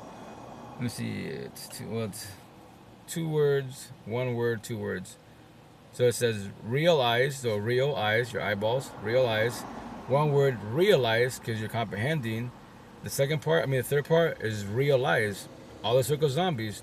All the circle zombies that verbalize, I love God, Jesus, universe, but they're fucked by fuck girls. You see through them. And they see you. They get nervous around you because they don't like getting studied. That's why they get nervous. Why are you staring at me? I'm just staring at you because I'm staring at your energy. I'm learning to comprehend you. Obviously, by locking eyes with you, it's causing problems on your side. So there it is. You guys are walking red flag respectfully. You're a toxic love. Yeah, you're not ready for. You haven't verbalized love. Talk about God, universe. You're far from the situation. Religion universe. Yeah, I'm God's disciples. You're Lucifer's disciples. What? Yeah, Lucifer, devil, Satan. A little bit of good, a lot of bad in you, respectfully. Be done to comprehend anything I just told you. But here's the kicker. I'm always going to observe you. Other people, I'll warn them about you. Yo, king, queen, you want to get involved with them? They're too toxic. What? They're too narcissistic. Religion universe, let's say they're religious. Well, you know, I met them at church. They go to church. Yes, that's cool. Church is not the issue. The Bible's not the issue. It's the beings in the church. It's the issue. More than males, they're more narcissistic. So, Remember this: when he's doing you wrong, the Bible didn't do it, God didn't do it, the church didn't do it. He did it. Devil, you could blame the devil, but once again, he planted the seed. But that was his choice if he to do you wrong, and that was your choice if you to stay. So that's why everybody out there. What are you choosing? What are you doing every day above ground? Your first breath. Behave, misbehave, love, toxic love. Pretty much black and white, guys. Respectfully, you know. Oh, sorry. And this queen right here, I don't know who she is. I TikTok, I bumped into her. And as being, when I see like reels, right? Let's say they're doing a TikTok, whatever. I go to your platforms. On her platform, she's got to be early 20s. Her bio says about God, Jesus, the Bible, which is beautiful. Nothing's wrong with terminology, right? Born as a Catholic, religious universe, right? I'm also spiritual, right? To a certain extent. So she's viral for talking about Jesus. I'm like, cool, but here's the kicker. To form the universe, nobody's beliefs is the issue. To form you what? You meet a potential partner there at church. Yes, church, Buddha, astrology, magic, crystals, tarot cards, whatever you guys' beliefs are. Nothing's wrong with that. At all. Once again, the situation is, what do I say? Nobody believes the issue. It's the person in the mirror that's the issue. It's the people around you that's the issue. It's the person by their side that's the issue. Those three in your life are the issue, respectfully. For everybody else, they're all of us. So in 3 categories. Allow us to hate, dislike ourselves. We have mental health issues. We don't work on our feeling. We're traumatized, all that bullshit. Then the people around us, our parents, siblings, co-workers, classmates, and so on and so on. And then the worst part is the last one, our partner. That's the worst one. So you're at war with yourself. You're at war with people around you that are toxic. You're toxic as partner. So you got 3 wars going on. How's that working out for you, Spef? Remember this. And your beliefs, nobody's beliefs are suffering. Nobody's beliefs will ever suffer at all. And that's factual, 1,000%. There's nothing to debate. Talk about what? Can you speak to God? Scenario, especially the empathetic queens. I speak to God. Okay, if you speak to God and that's your spiritual gift, okay, I'm to call you out because my job's my gift to trigger everyone's feelings. How come you keep choosing wrong? How come you don't see their energy? Why do you keep dating fuckboys? And you met him at church. He knows scripture, like Johnny Chang. He knows the Bible. He can read it word for word. He can off the top of his dome. But he's fucking you over. Not the Bible, not church, not God. He is fucking. Why don't you know him? Why don't you know her that's fucking you over? Respectfully. If it triggers you, that's my job, my gig, because it's personal. I know it is. Very direct. I'm straight to the point. So you don't have to answer that question. Just stay with him and believe that one day magically, God's going to wake him up and they'll love you like you love him. Potentially. Let's say scenario 20 years from now. I love saying that. What? Let's say 20 years from now, finally, he loves you like you love him. But within 0 day to 20 years, what happened? How many baby moms does he have? How many times has he cheated? How many times he has whipped your ass? And now he loves you. And he found God. Respectfully, bro. Don't stay for too long, guys. Yeah, I'm not gonna lie, I'm gonna ask people to do that. God, do you believe in Jesus Christ that died on the cross to save you and me from our sins so we can make it into the kingdom? Because I really don't have time to hear, oh, I'm Muslim, but we believe in the same God. No, we do not. Jesus was not just a prophet. He was the Son of God, God in the flesh, a part of the Holy Trinity, babe. I'm not trying to hear, oh, we're our own gods. I'm talking about my Messiah, Jesus, the one and only that's about to come back and crack open the sky, babe. See, Bible talk, religious talk, which is cool, but once again, all your religious people at each other's throats. Christians versus Catholics, Buddhists versus, Mormons, Jehovah's versus, Pentecostal, like, y'all religious gangs and shit. Yo, you believe in God, that's it. Me, I don't debate about religion. That I was like, yo, I keep it simple. Nobody's beliefs are the issue. Whatever you believe as one being, that's beautiful, exotic for you. But to remind you, if no one says this shit, no one respects your beliefs, nor your boundaries, nor your standards. If they don't, what are you choosing? What are you doing? Sit there and entertain? For validation? To fully validate, elaborate the situation? Like, you give them your point of view type of situation. Why? Why waste your energy on a person that doesn't want to comprehend anything you're saying? And they don't have to. They can be, I'm atheist. Cool, you're atheist. That's it. That's my situation. Where's the Catholics? Let's say you have a potential partner and she's atheist. My family was not like that, but who am I dating? My family or my potential girlfriend? I could talk to her about God, the healing, mental health. She'd be like, I have heard the terms, but that's not my thing. Cool. I don't get offended. You don't the terminology. Don't become a Bible thumper. Do not force your ways upon others.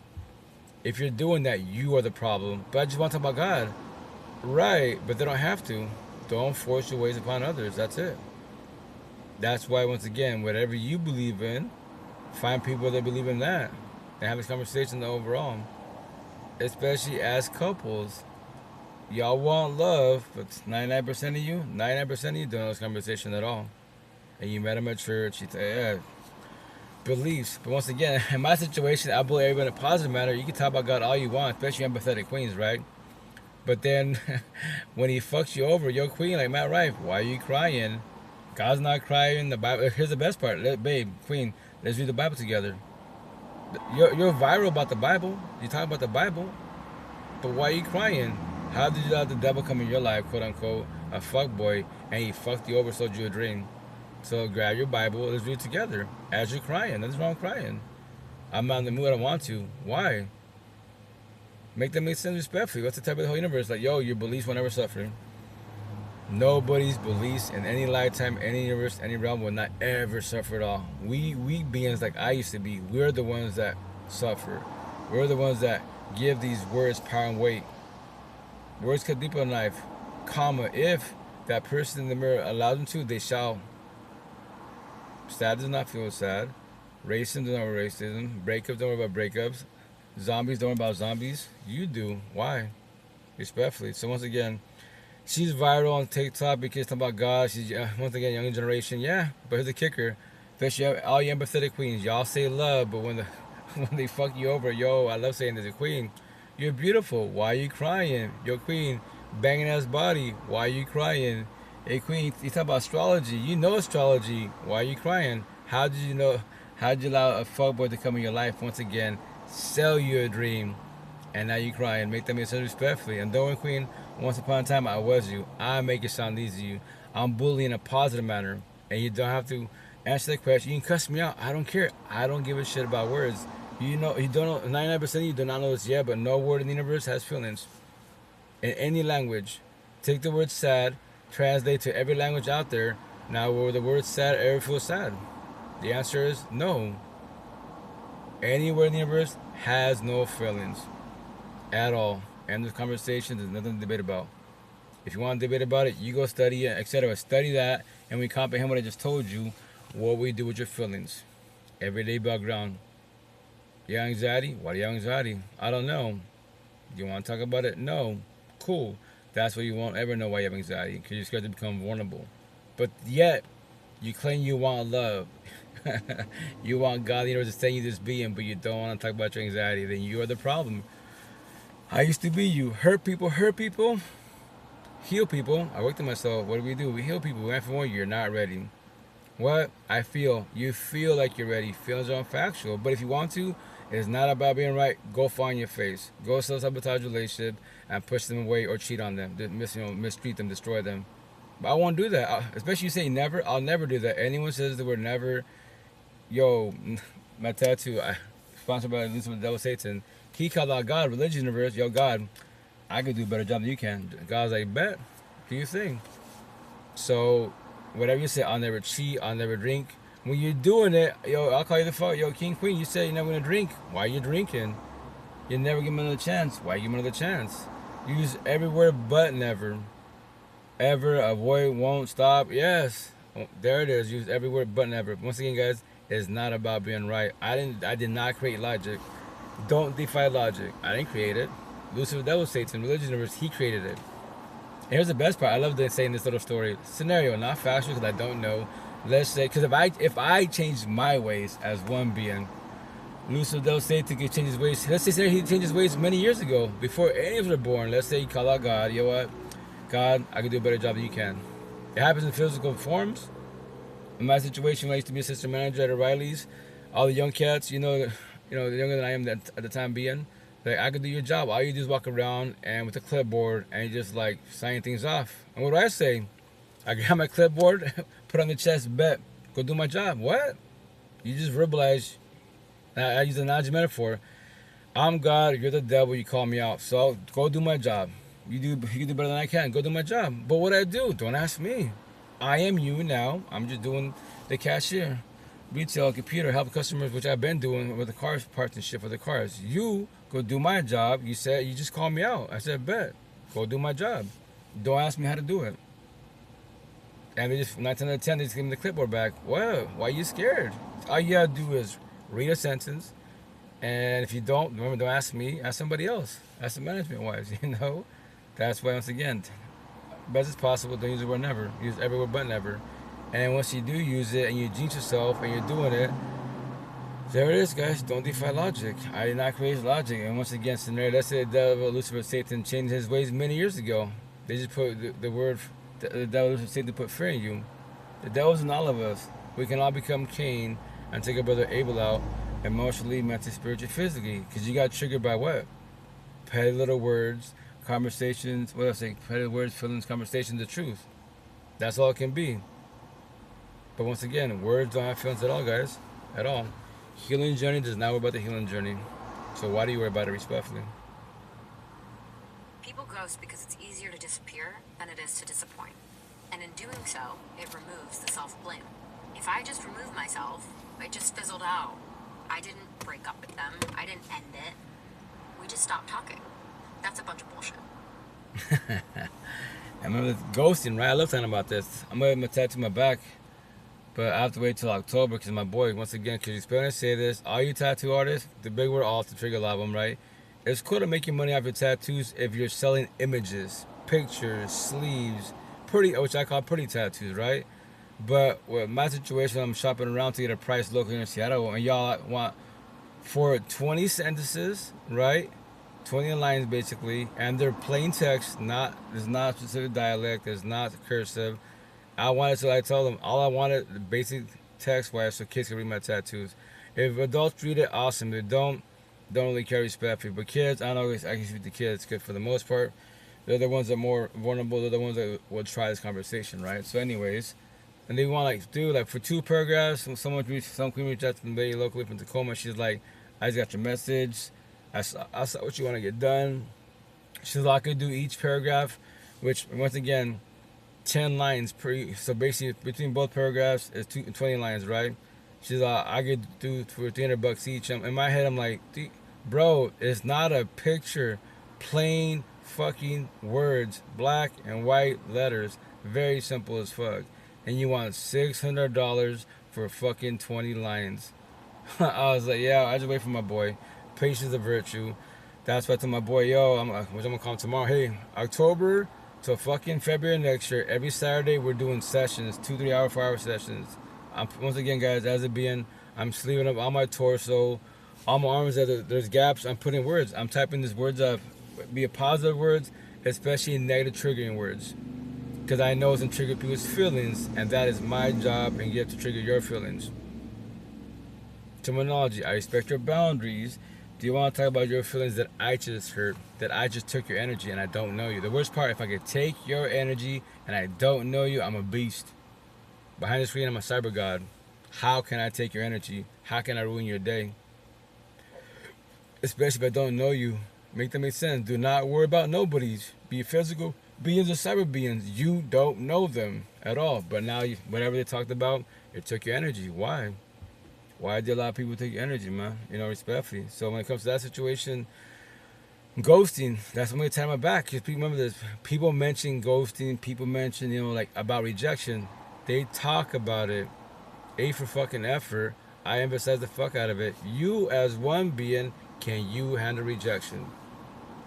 If you can't handle rejection, you're not ready for love. Do not try relationships. Because remember this, guys, anybody can walk away whenever they want to, however they want to. That is their choice, if you will. That's going to turn my back. It's going to say, fear in a positive manner as a forewarning. Did you know anyone could break up with you? Anyone could cheat on you. Anyone could divorce you. Anyone could ghost you. Anyone could leave you. 5 categories. Whenever they want to. That is their choice. And if you will, when they do, and which they shall, how will you react? How will you respond? Or do you live fear and scared of that? Can you handle rejection respectfully? That's me tied on my back. And my situation, I tell potential queens, any queen that shoots a shot, yo, check it out.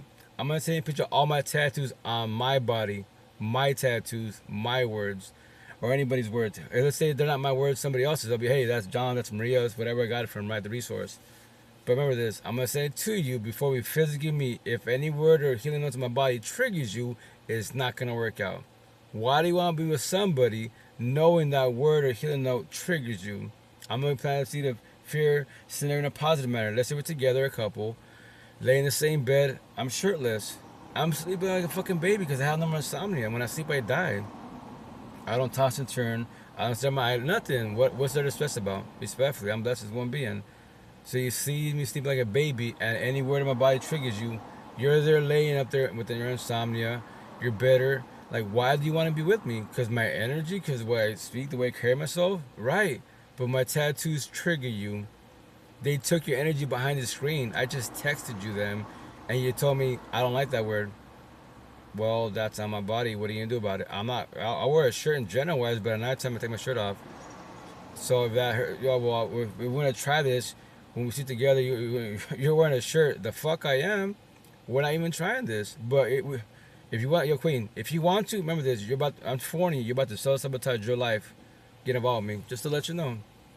Every which way. How so? Because I can handle rejection. Can you? If y'all be traumatized, energy shit because of me, the door's right there, babe. Day one off the rip. For both of us, the door's right there. That is the answer from God, the universe, your ancestors. No one's got to stay. I can handle rejection. Go cheat, ghost. I don't care what you do. Why do you want to be with somebody that has words in the body that triggers you, that takes your energy? Make this shit make sense respectfully, you know? So that's why I've always said this for a reason. My terminology, it's a Monday Bible with mental health healing journey. Nothing against the Bible. The Bible's beautiful type of situation, but it's about mental health.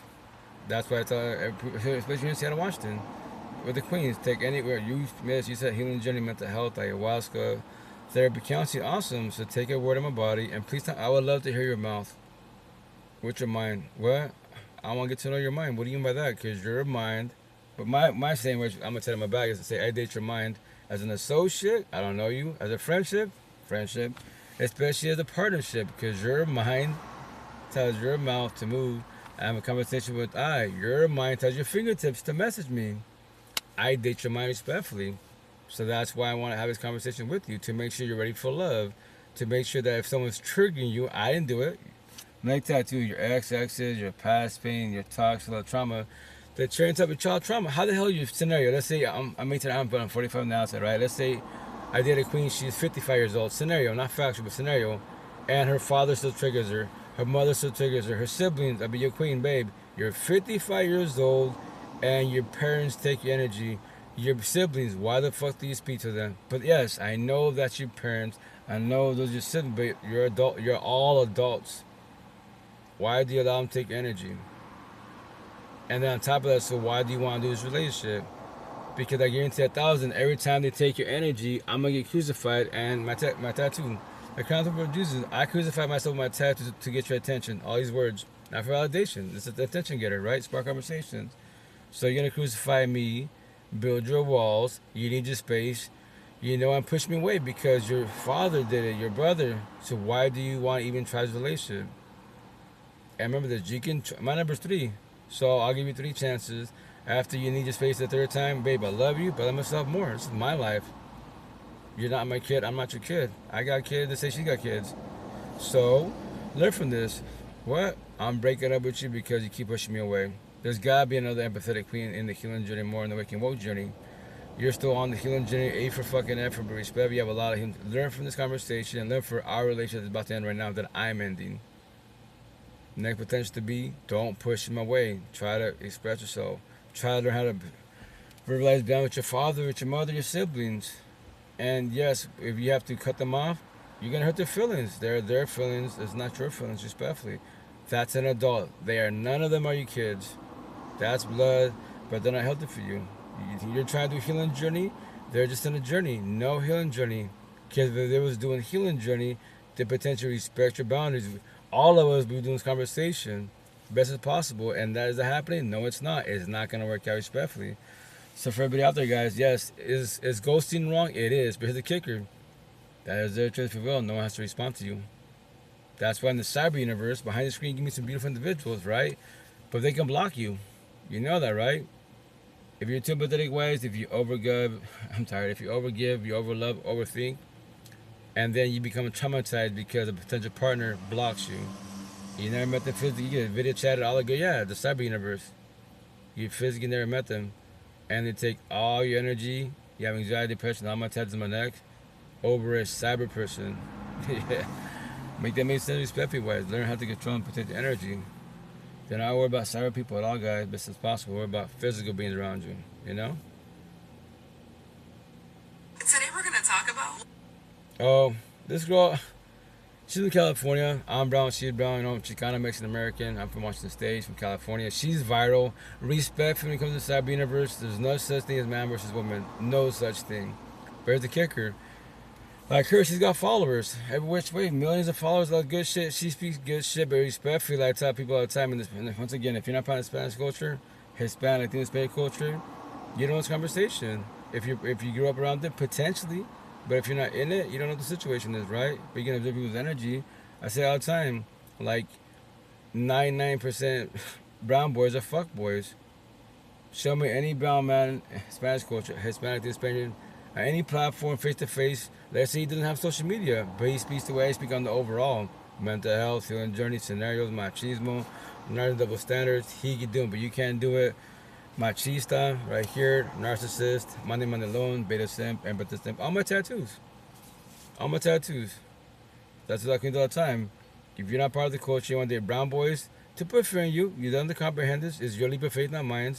But when he fucks you over, no way. Paco that works hard and loves Jesus every Sunday fucked you over? No way. I'm not even surprised at all, you know? That's why I don't fuck the brown. As one being, I'm not going to Spanish culture 1,000%. I'm not going to get a hood. I don't hold back. Why should I hold back for him? If you're from the ghetto hood, it's not going to work out. Because if I'm not going to get a hood, it's a tricky because that's where you're from. You grew up. Yeah, so why don't you let it go? What is good about the ghetto hoods?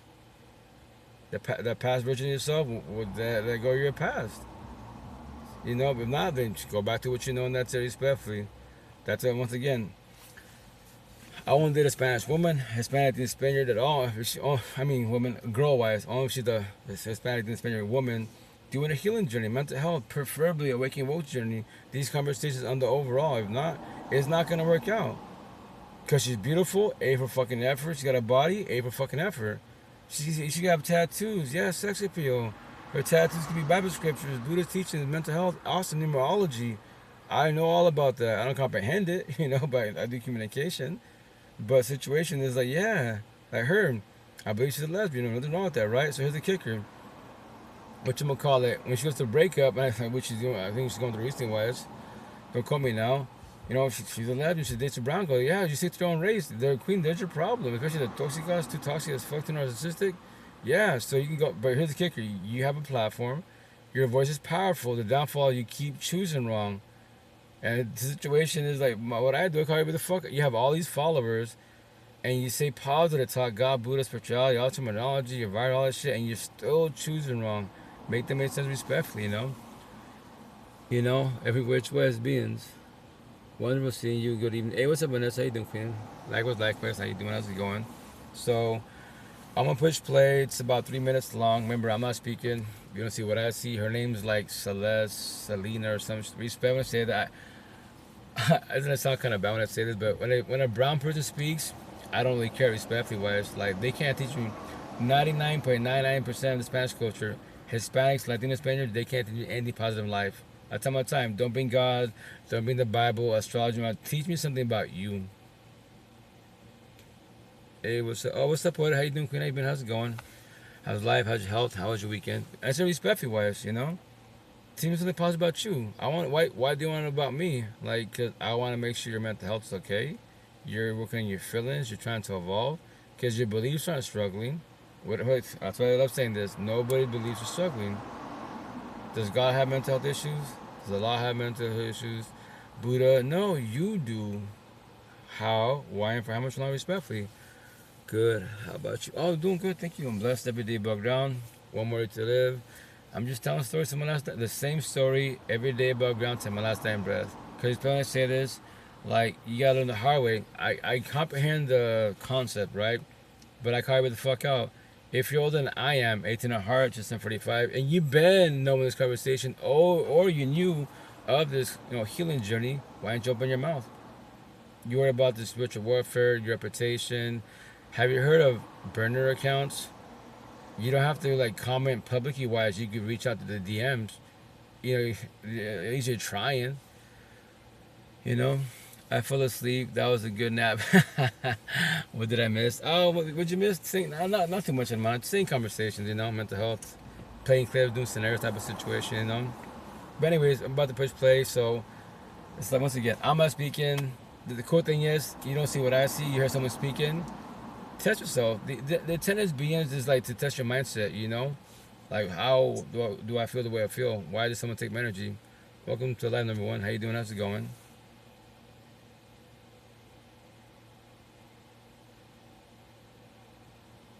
Today we're going to talk about what it means when someone has a certain kind of tattoo.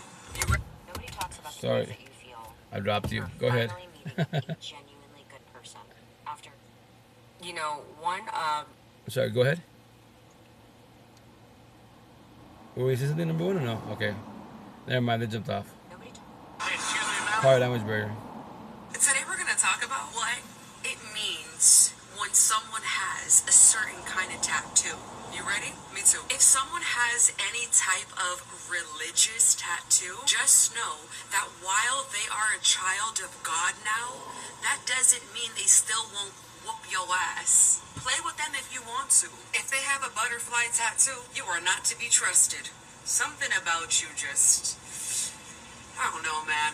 I don't trust you. If they have a rose tattoo or a few roses, they have been through some shit.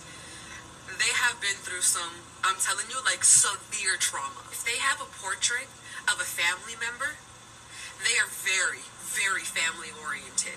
And nothing you do will ever make them not be family oriented, okay? Those people that have a picture of a family member on them, they will literally go so hard for their people. If they have the year that they were born tatted anywhere on their body, they're probably very, very spiritual people. Okay? So don't even try to lie to them, because if you lie to them, they will figure out the truth in like their dreams. You know what I mean? Like they're so spiritual and connected. If they have like a little cheetah print tattoo or like a little leopard print tattoo, she has no problem swinging first. You know, like, you know when you about to fight someone, you're like, oh, hit me first. She will hit you first. She will literally hit you first. She has no problem swinging first. So somebody has a lot of their exes' names or like dates tatted on them and they became cover-ups. They fall in love really fast. They fall in love very fucking fast, okay? You gotta be the next cover-up, bitch. If they have a tattoo, like a word or like a quote in a completely different language, and you're like, what the fuck does that say? They're really fucking smart people, okay? They're very, very smart. You don't believe me? Go hang out with them. They will probably outsmart you like this. Somebody has one of their exes, like, lips tatted on them anywhere. Yeah. That's gonna be their favorite ex forever. Like, that ex holds a special place in their heart. I already tapped on like the rose one, but if they have like more than 3 to 5 different roses on their body, they could fight. And I don't think they've ever lost a fight before. If somebody has a quote from the Bible tatted, they've never read the Bible a day in their life. That's it. If they have like a random tattoo that doesn't make sense, like a little taco or like a little like Michael Myers tattoo or like Chucky, like something fucking random that doesn't make sense, they're probably super, super fun people and they love to drink, okay? They love to drink alcohol. I'm telling you, they do. They know how to have a good time, I'll tell you. So once again, everyone has one like definition or ideas of concept of tattoos. Like my situation, I love queens with tattoos, right? Sex appeal, an attention getter, but like, it's not always competition. It's like, all the time, especially in Seattle, Washington. On my one-on-ones, bitch, out. You got tattoos, I got tattoos. Like, I would love to hear stories about your tattoos. My situation, all my tattoos is very direct shit to the point. Just tell me a story about them. What do you believe my tattoos are about? It's not about being right. I just want to see where your mental health is. I mean, your mental health is that, and your mindset's at. Why? Because your mind's about to tell you, your mouth to open and have a conversation with that. But you don't have to. A lot of queens get scared and they stay quiet. It's cool. You can stay quiet. You have to say nothing. Remember this, it's not about being right, but remember, here's the kicker.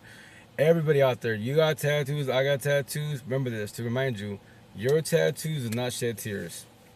All my tattoos, none of your tattoos have anxiety, depression, paranoia, PTSD, suicidal thoughts, low self-esteem, anger issues. None of your tattoos are stuck in their exes, or past pain, toxic love, child trauma. None of your tattoos have triggers, overthinking, reactive abuse, deflection, projection, gaslighting, manipulation, trauma, and the trans type of insomnia. Nobody's tattoos has that. Your tattoos will not ever shed tears, ever in this lifetime, any universe, any realm, any lifetime. None. You're the physical being that's shedding tears. Your culture's not shedding tears. Your race is not shedding tears. Your name's not shedding tears. You are shedding tears. To call you the fuck out, because that's my job, my gift. For everybody out there, how, why, and for how much for longer respectfully. You don't have to answer that question, because it's personal. You have to become vulnerable. My job, my gift, once again, to trigger your feelings. So don't ever say love. Stop trying to be in relationships. Because I know 1,000%, my tattoos, you don't see what I see. You will crucify your partner, you will build walls, you will push them away, and you will need your space. You are the problem. Hurt people like I used to be you. Middle child, hurt people, heal people. I got my support team to bless me. We heal people. You're not ready. You think is not knowing. Assume is not knowing. Judge is not knowing. Assume is not knowing. Gossip is not knowing. Judge is not knowing. Think is not knowing. You gotta know you're ready. Maybe we can try. Maybe it's not suffice. Potentially, that's not suffice. I'm ready. Cool. So you're ready. Are they? Well, they told me they are. Okay, just listen with your ears. Listen with your eyes too. I actually speak on the words every which way. That's why I'm so blunt.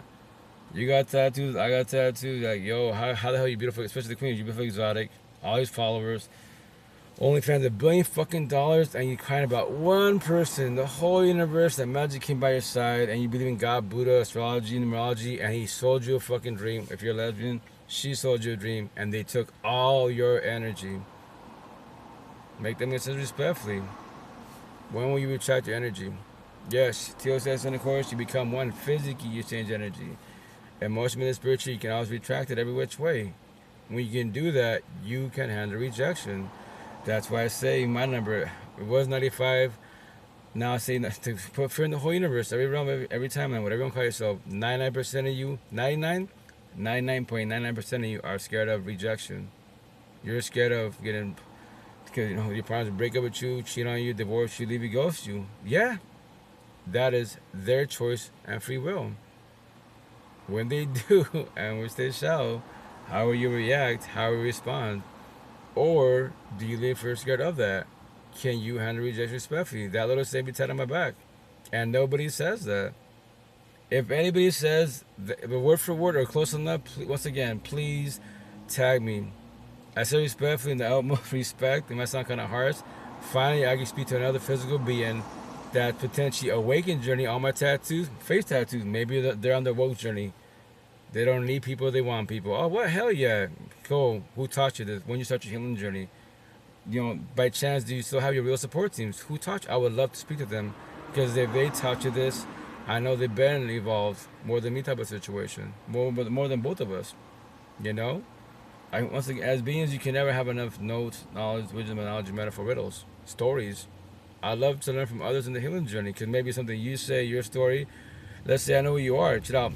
Not my story.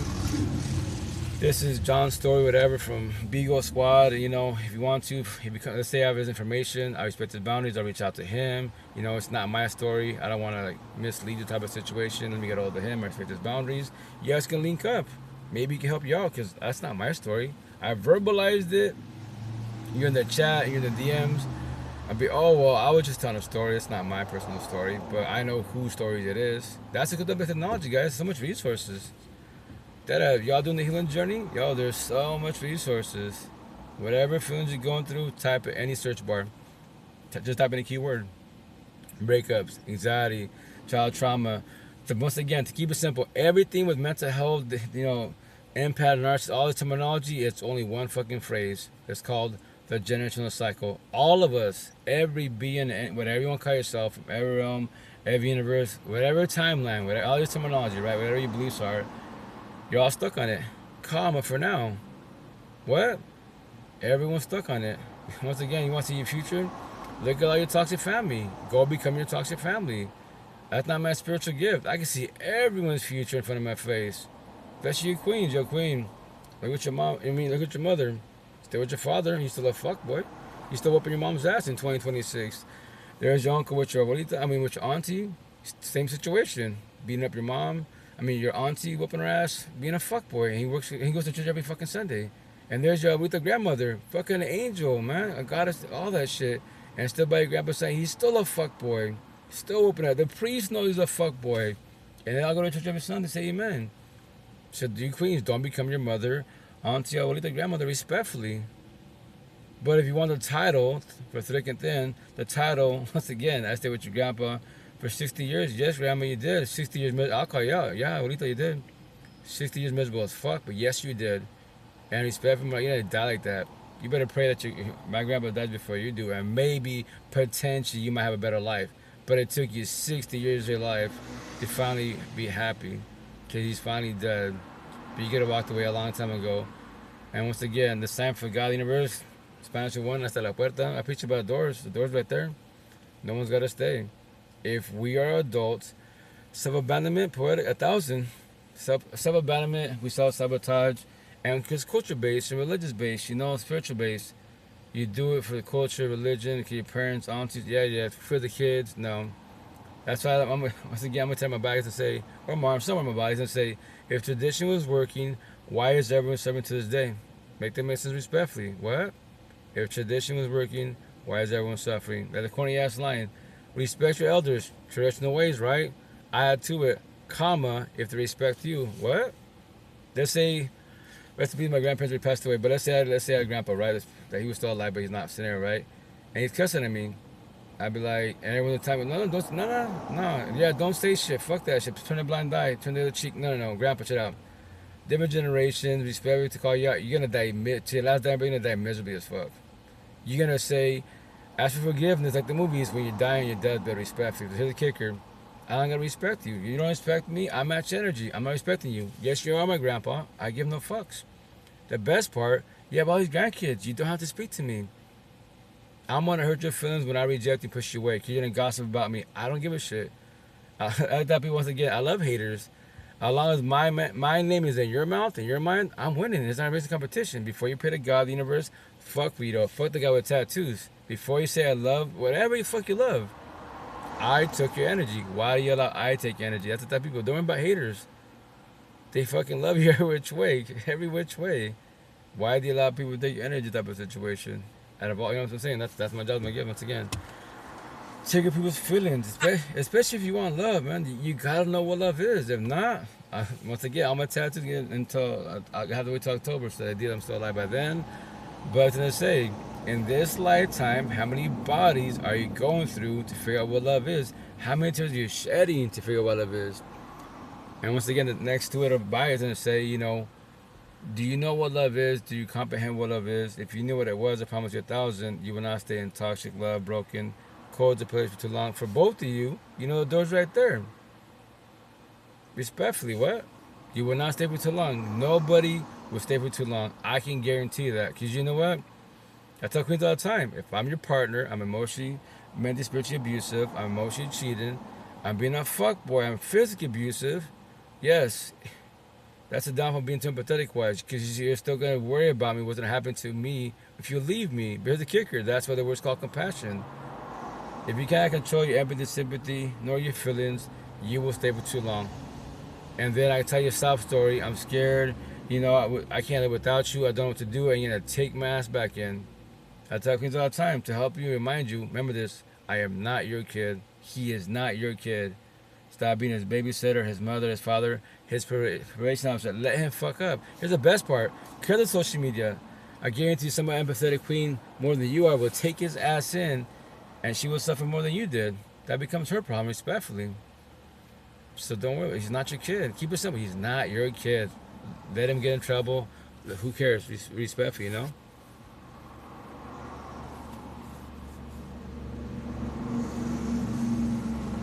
Artists. Oh, this is a good conversation. Deep ass conversation. Once again, everyone has their own terminology wise. That's why all these clips that I play, they're not my clips. You don't see what I see, right? But you go to any of my platforms, to see my personal content, it's 0.01%. everybody else's content, like 99.99%. That's why, once again, not my clip. I shark him, I borrow him. And it's, it's mine because it'll say, remember, personally it's not mine. I borrow shark them. On the bottom it'll say hashtag feelings, hashtag the healing journey, because that's my hashtags. Because it's what? That clip is triggering, it's about to trigger your feelings. And it's about what? The healing journey. Now the question is, behind the screen when you hear this, the live podcast, as you're hearing it, and your feelings are getting triggered, what will you do with your feelings? If this conversation too much for you, the clip that I just about to play triggers you, you don't have to stay here. Just go to the next fucking live session. Go to the next podcast. Don't be. You're not ready for love. That's what tells the whole universe. If you're doing healing journey, tip of you queens are 9 out of 10. I was a bit more narcissistic. Fuck no healing journey. Not really at all. Go to church, reach whipped, fucking A for effort. But once again, if you guys can't talk about everything freely wise and open-mindedly wise, it's not gonna work out. Respectfully, it's not gonna work out. But if you want it the hard way, go take a leap of faith. 50% chance it works out, 50% chance it doesn't. Are you ready for another breakup? Are you ready for another because that's called rejection. The empathetic words. They break up with you, cheat on you, ghost you, divorce you, leave you. Empathetic words. The narcissistic word is called rejection. And it doesn't matter how they leave you.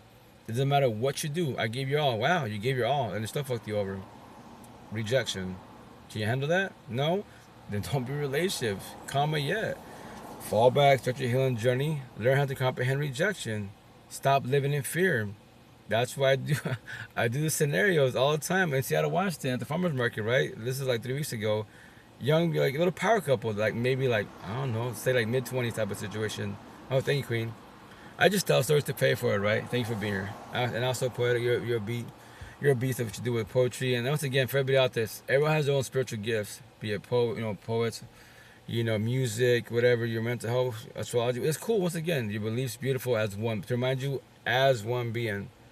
No one has to respect your boundaries. No one has to respect your, nothing. Your beliefs, nothing. But remember, there's like, I tell this queen that I love saying this. I'll be nice and point at it. I'm gonna tell you a sentence, and the idea, quote unquote, your religious, spiritual, astrology, magic crystals, all this great jazz, right? This terminology, right? That you comprehend what I'm about to tell you. If you did not comprehend what I'm about to tell you, then if I trauma bond you, my tattoos, I become your slave master. I say above it says fuck your feelings, and you become a slave, and you ain't going nowhere. That's why you would stay for too long, So I'll be her queen. I can act nice, be narcissistic, or I can be nice, be empathetic. Do you know what that means? What is that? I pray for you. Please study about mental health healing journey. All my tattoos. You don't have to comprehend it, but the positive is you're studying it. You're hearing the whatever podcast, whatever it is. So much resources. Listen to every day. Red flags. Yeah, the beautiful cosmetic you wear. Remember, beauty doesn't fuck you over. He's about to fuck you over. She's about to fuck you over. I keep it simple. Not his culture, not his beliefs, not his race, not his name. He is going to that to you as one being. The question is, why are you allowing it? What do you mean I'm allowing it? So that's why the TikTok. A triggering comment. When a thing happens to your entire relationship, you allow it to happen to you. Add to it because it's very triggering, not knowing, because you don't know this conversation yet. When you know this conversation, now you yes, actually not knowing at the time being, I did allow it to happen to me because I did not know what red flags are. I didn't know what boundaries are. I didn't know that if I hurt their feelings, they're not my feelings, that theirs. We can talk about it. Yeah, terminology. Now you're knowing. That's called comprehension. It won't happen again. Trust me. You'll walk away no problem. Knowing you hurt the feelings. So this one says the right person doesn't show up. They show up emotionally available. So, deep conversation. One of the hardest things to accept is that someone can genuinely like you and still not have the emotional capacity to love you the way that you need. And that can be a painful realization because it creates a lot of confusion. But I want to say something to you all. Something clearly. Just because a person knows how to share space with you, it does not mean that they know how to emotionally meet you. I want you to hear this. If that person is living in denial about why you walked away, they may still miss you. They may think about you, talk about you. They may even still feel drawn to you. And in fact, they may even feel that you have deeply affected them. But hear this. Missing you is not the same as meeting you. Because instead of communicating how they feel directly to you, they communicate indirectly. They do it through avoidance, through mixed signals, through their ego, through other people, and through silence. And here's the craziest part. You can spend months trying to understand someone like that. And in the exact same time frame, they will spend the same months avoiding understanding themselves. This is where you have to get clear. You see, not every connection is meant to become a relationship. Some people arrive in your life so they can reveal what emotional intimacy actually means to you. And once you've experienced, like truly experienced emotional inconsistency, you stop being impressed by chemistry alone, because you start to crave emotional congruence. You know, having someone in your life who can be direct with you, someone who has depth and emotional maturity. Because attraction without emotional safety becomes emotional exhaustion. So I only got one question for you now. Are you ready to stop trying to understand them so you can get a lot more clear about who you are? Deep as fuck. Everyone has a way of speaking. That's my attention. Like, to get my attention, mental health, healing journey, teaching about you. What? Queen, we can talk about God. All my tattoos, I have a time and free. God, Jesus, the Holy Spirit, Buddha, Allah, the universe, your ancestors. I have it all tattooed on me. Cool. But to remind you, your beliefs are not the issue. Your beliefs cannot speak to me. If you want to use analogy metaphors, any person is empathetic, a positive person that comes into your life and gives you positive message to get for use, real support teams, that's God in a physical body. We're the messengers. All my tattoos for a reason. But yes, teach about you. I want about you. That's what I tell queens all the time. I have a girlfriend every day walk around, but I don't date girls at all, respectfully. Only women in the healing journey, preferably awakening woke journey, these conversations. If we can't talk about everything freely and oh my to the fullest, then what are we doing here? I worked on myself. All my tattoo, all these tattoos, my scars healed. I let the whole universe go. I comprehend 1,000% why we all suffer and why we stay for too long. That's all I'll talk about. I'll mention God, higher source. Yeah, certain terminology, but here's the kicker. Your beliefs don't suffer. At all. Nobody believes, especially as we speak, you're stuck in the worst addiction in the universe, the emotional, mental, spiritual trauma bonds. You're still in those toxic ass relationships till this fucking day, especially when kids, again, when I'm single for kids, I love the families. It's gonna suck really bad when shit falls apart. Yes. When you kid asks your mom, dad, where's mom at? Where's dad at? Why does your mom have a boyfriend? Yeah, it's gonna traumatize the fuck out of your kids, but as long as you elaborate best as possible, I teach my kids, I'm gonna teach you best as possible, not to become your mother and father. I'm here for you. You do not know what love is. I didn't know this shit till I was 39. 99% of you guys don't even know what the fuck know what love is. Because if you did, you would not stay for too long. Your beliefs are not suffering. You're suffering. Your beliefs don't stay for too long. You stay for too long. To call you the fuck up, because that's my job and gift. How, why, and for how much longer respectfully. You don't have to answer the question because it's very direct. It's personal. Then there it is. You just get to become vulnerable. Don't say love, don't say relationships. You can say it all you want and go try. Go try. And it's not about being right. When it falls apart, no way. You wasn't ready. Trust, man. You know? And that's the shit. And then before I get out of here, because I'm very exhausted, I have to get out of here. But whatchamacallit, got to work out in a minute after I take a power nap. If all you know is one being is toxic love, broken, coded relationships, and you can tell because either you verbalize it or people tell you, like, if bitch made a corny ass comment, might even get a tat on me because I was saying this shit. Anyone that says that corny ass line, all my exes are toxic, all my exes are crazy because you're toxic and you're crazy. All you know is toxic love, broken, codependent relationships. You do not know what love is. Respectfully, you don't have to comprehend that. You have your beliefs. You can say, yeah, I know what love is. As one being, I go to, trust me, I try to be supportive of people's platforms, other people's podcasts. I go, once again, TikTok's the algorithm, you know, FYP for you page. Mine's all like, you know, healing journey, mental health, breakups. I mean, I love when the empathetic queens are beautiful, exotic, cosmetically wise. And then, yes, women try to support women and be like, you know, F your ex-wives, but you're beautiful. I love to comment, okay, what does beauty have to do with her shedding tears? So you're trying to tell me that if you're beautiful, exotic as a male or female, then you won't ever shed tears. No one's going to break up or cheat on you. I tell them, Matt, right, yo, king, queen, why are you crying? How are you beautiful and you crying? Make them answer respectfully. How do you have a six-pack? You know, fucking Josh, all that corny ass, you're a fucking gym brat and you're crying. Make that shit make sense respectfully. Why did you allow someone to come in your life and trigger comment? I allowed it? I'm not the one going through it. I was you. What's past tense? What you're going through? Capital E, ever. Not the word N, never. No, capital E, ever. I won't ever shed tears for a breakup. No, she's leaving. Hey, that's what she goes to. That's her choice of free will. She don't gotta stay. No one's gotta stay.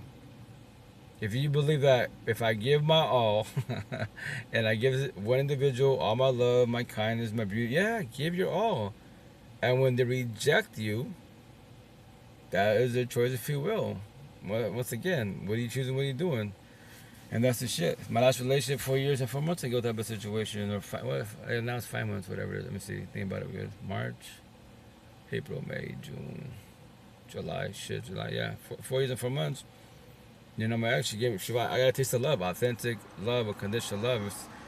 What did I say? Yo, love is free in the water. It don't cost you shit.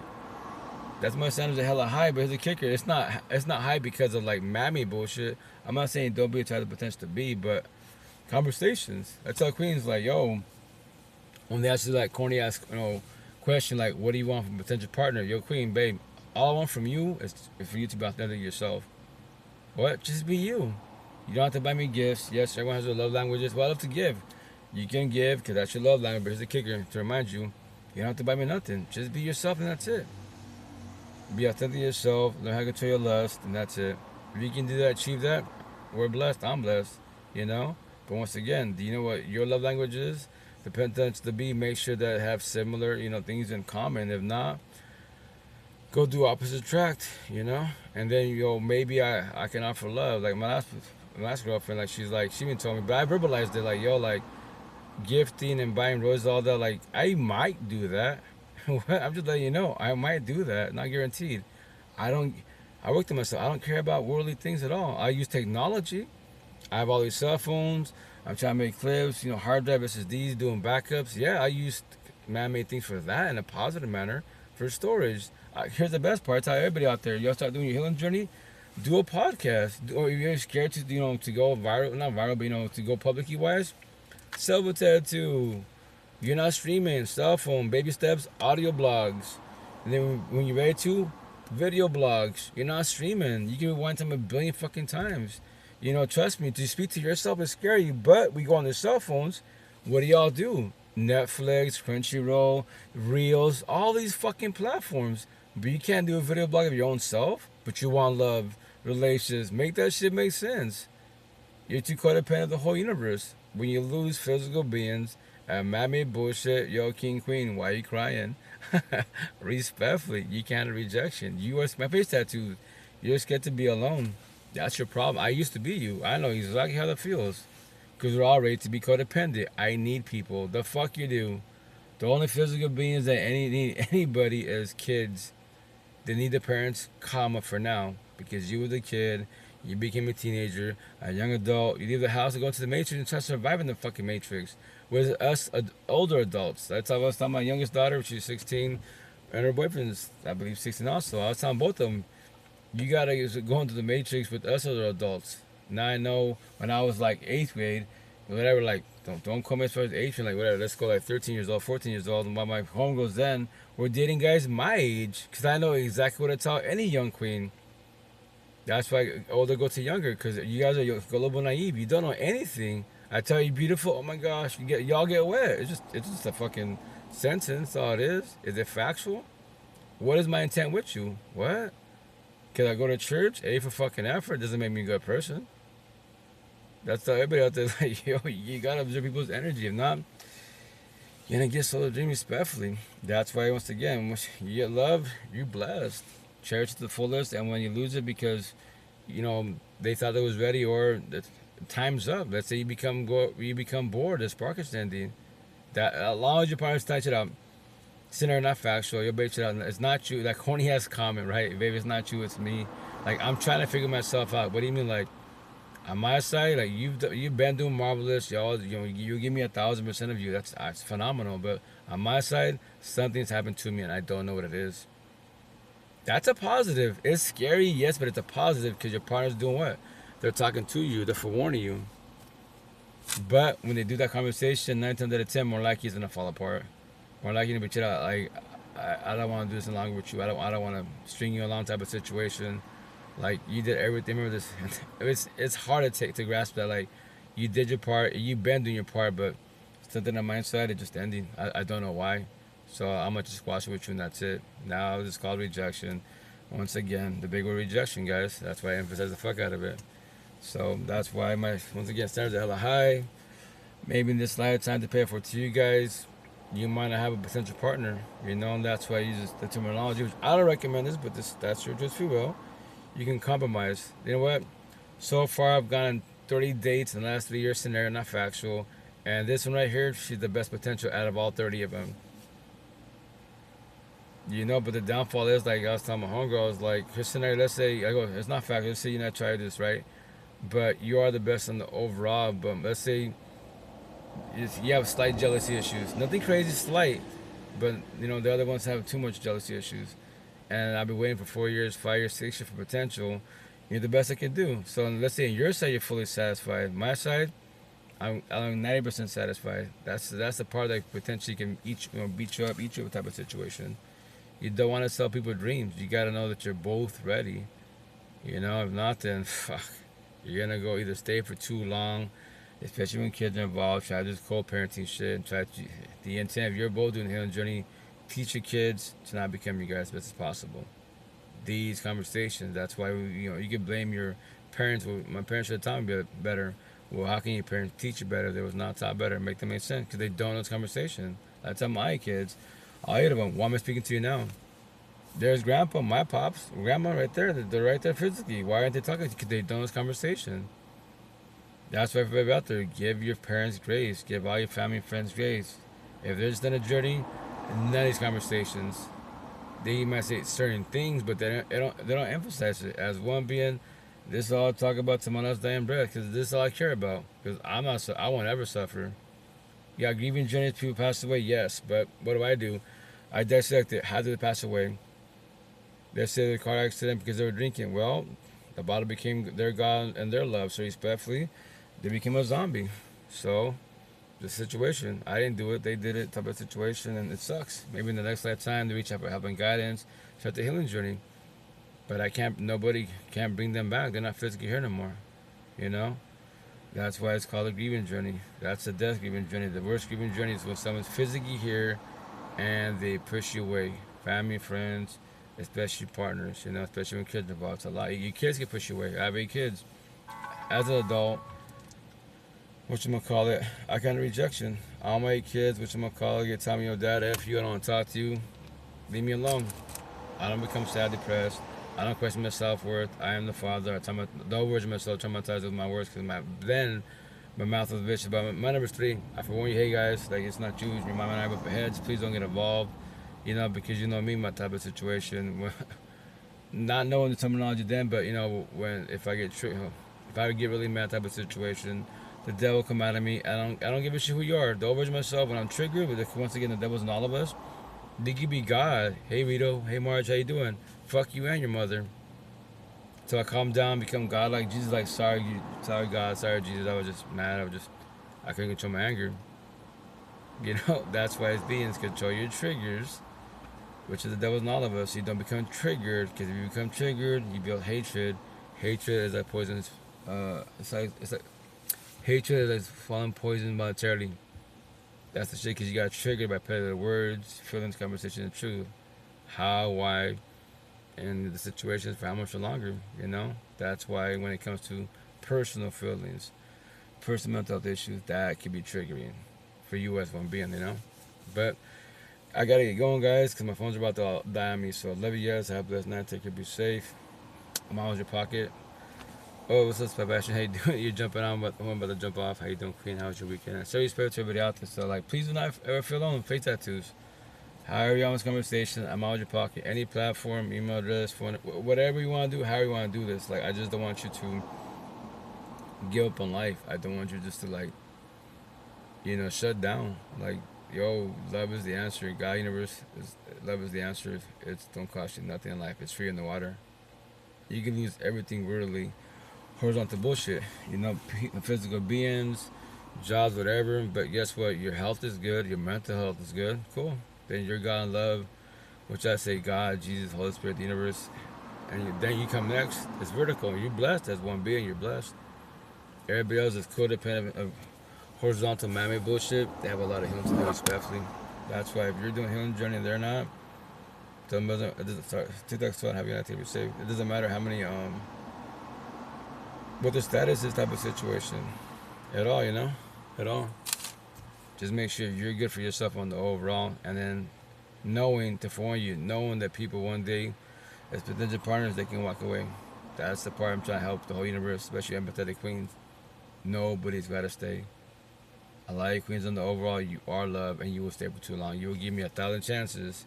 You won't do 1,001, but that 1,001 could be today, a year, 10 years from now, 15 years. Now you finally left, but once again, scenario plant seeds in a positive manner. Within 15 years, what did I do to you? Was I emotionally cheating? Was I scenario not factual, emotionally and spiritually abusive?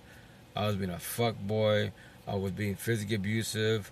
I was a zombie. Yeah, addiction, addiction, being alcoholic, blues, ice, all that shit. And why did you allow me to be by your side?